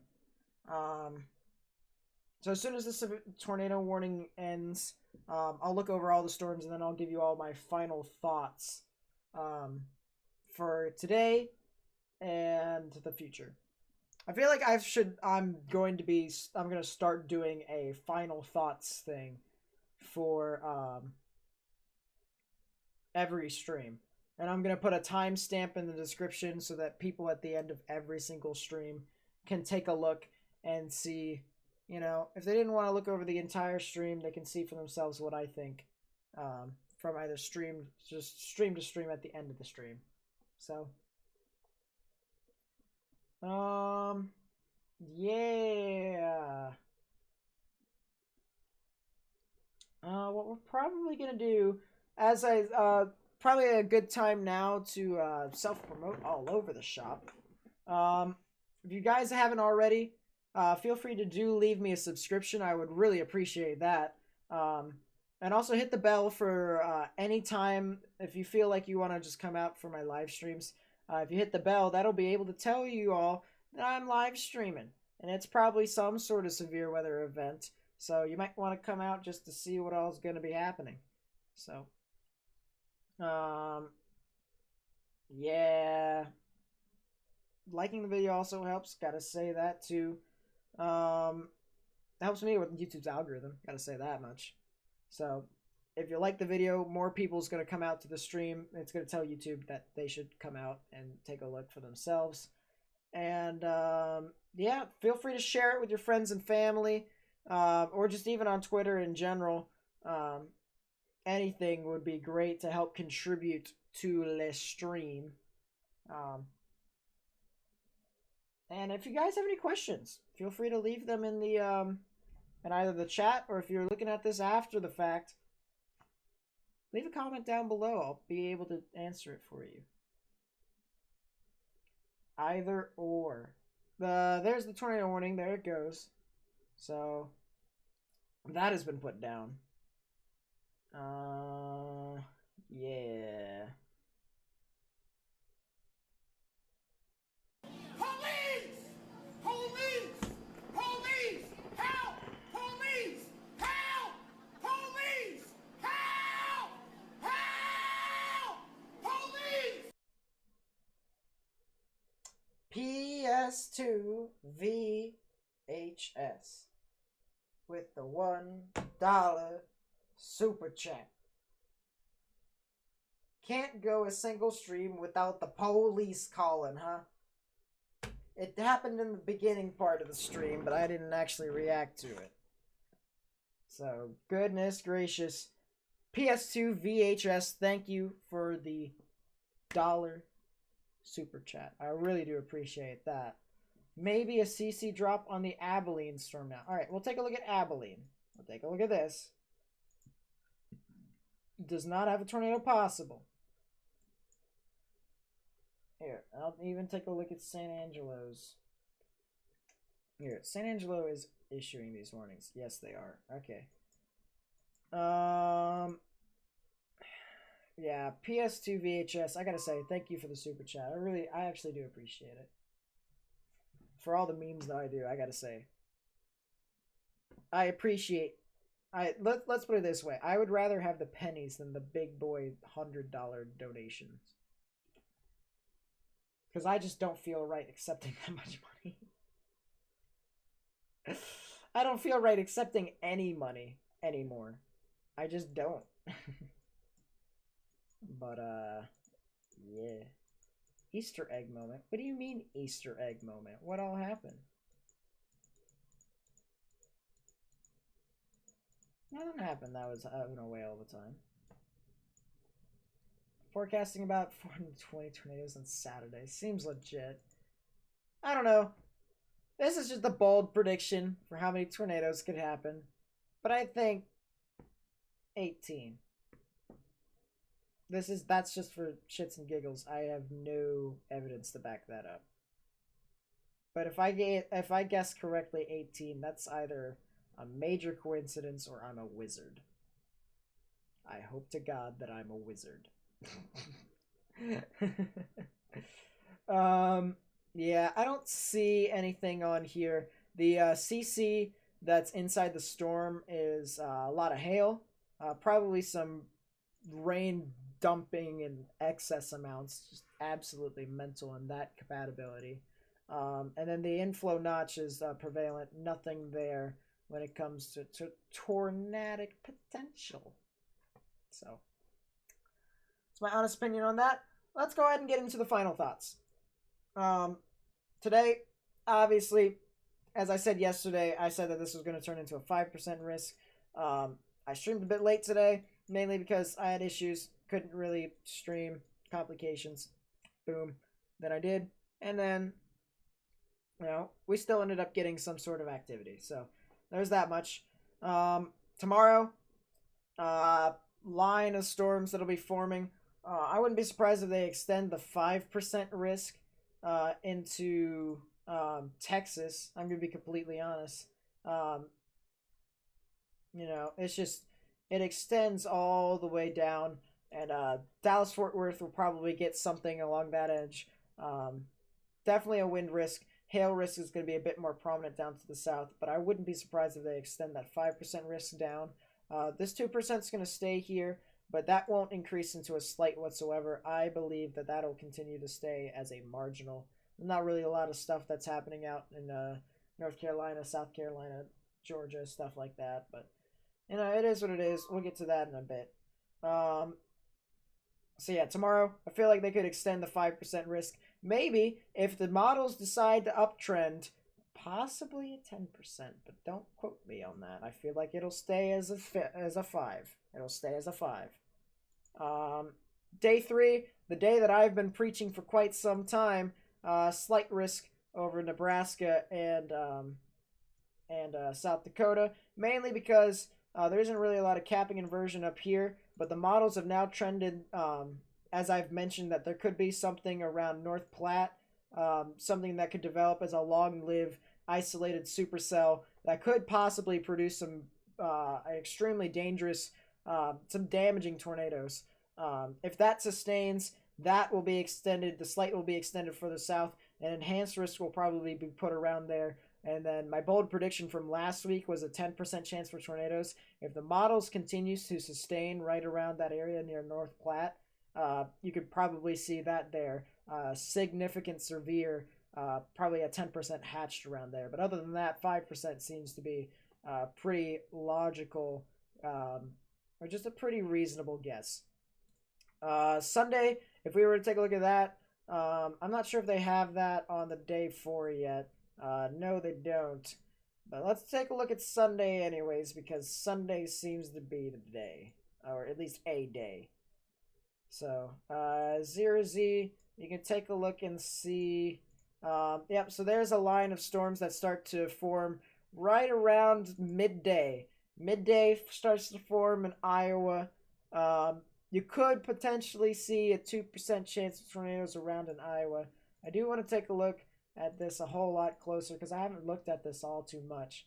If this can load any faster, I'll be able to take a look at what all's going to happen. What if the 2020 hurricane season starts out with a bang? It probably is going to. There's a recent uptrend in tropical systems along the Gulf Stream, which is the stream. It's like a current that moves up across, parallels the East Coast. There's going to be a lot more storms around there than in the Gulf in the beginning, and then the Gulf will start to ramp up midway to towards the end of tropical season. So let's go ahead and take a look. The storms from South Dakota actually just push on through, and then boom, you actually get a Boeing segment that goes into Illinois.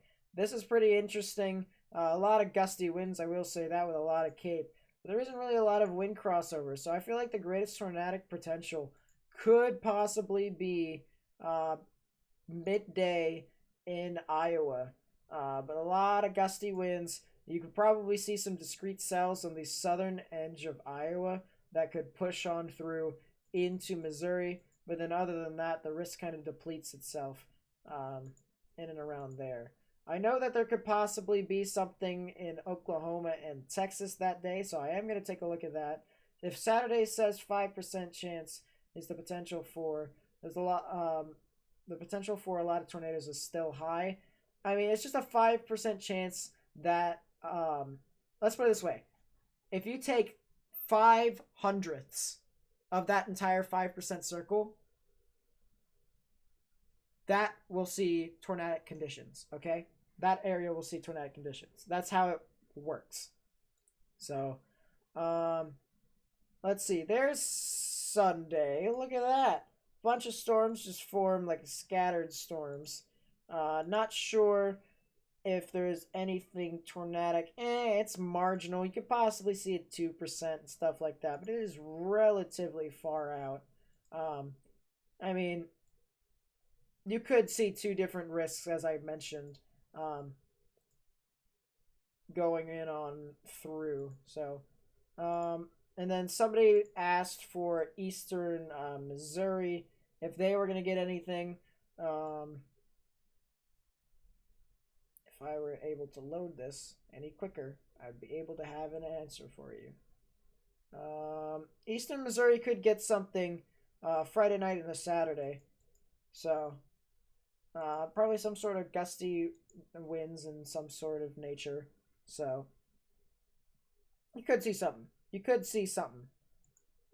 Wouldn't even be surprised if the tornado risk actually increased. where it actually moved into southern Missouri within those areas. But yeah, other than that, that's going to be it for me, guys. Make sure you guys subscribe if you're new. Hit the bell if you want to catch my live streams. Basically, when I'm in action, you guys can feel the adrenaline with me of, just these storms happening. Be informed live. I believe I'm probably the most equipped and the most knowledgeable, or at least not really the most knowledgeable, but I feel like let's put it this way. I feel like I'm pretty good, and I'm saying that with confidence, not as a cocky dude. So I feel like I'm doing a good job. Am I going on Discord now? Yeah, I'm going on Discord. So like the video if you did enjoy the content. Helps out with YouTube's algorithm, as I said. Sharing the video with new people or even just like friends and family, so that they can do the same. That would be appreciated. And then comment just comment because the stream's gonna go out. So comment or contact me on Storm Central, which, by the way, link in the description to my server where we talk about weather stuff and we talk about other stuff. It's not all just about weather. We have fun. We're pretty chill. Just make sure you follow the rules so that, chaos doesn't ensue and I don't have to take rash actions. But, either put in the comments or questions or contact me on Discord if you need anything. I will be streaming tomorrow. Don't know when, but just know that I am going to. And yeah, that's going to be it for me, guys. My name is Nate, Hockey Boy Nate. And I will see you all tomorrow. Peace. Time to turn off the stream now, boys. The stream.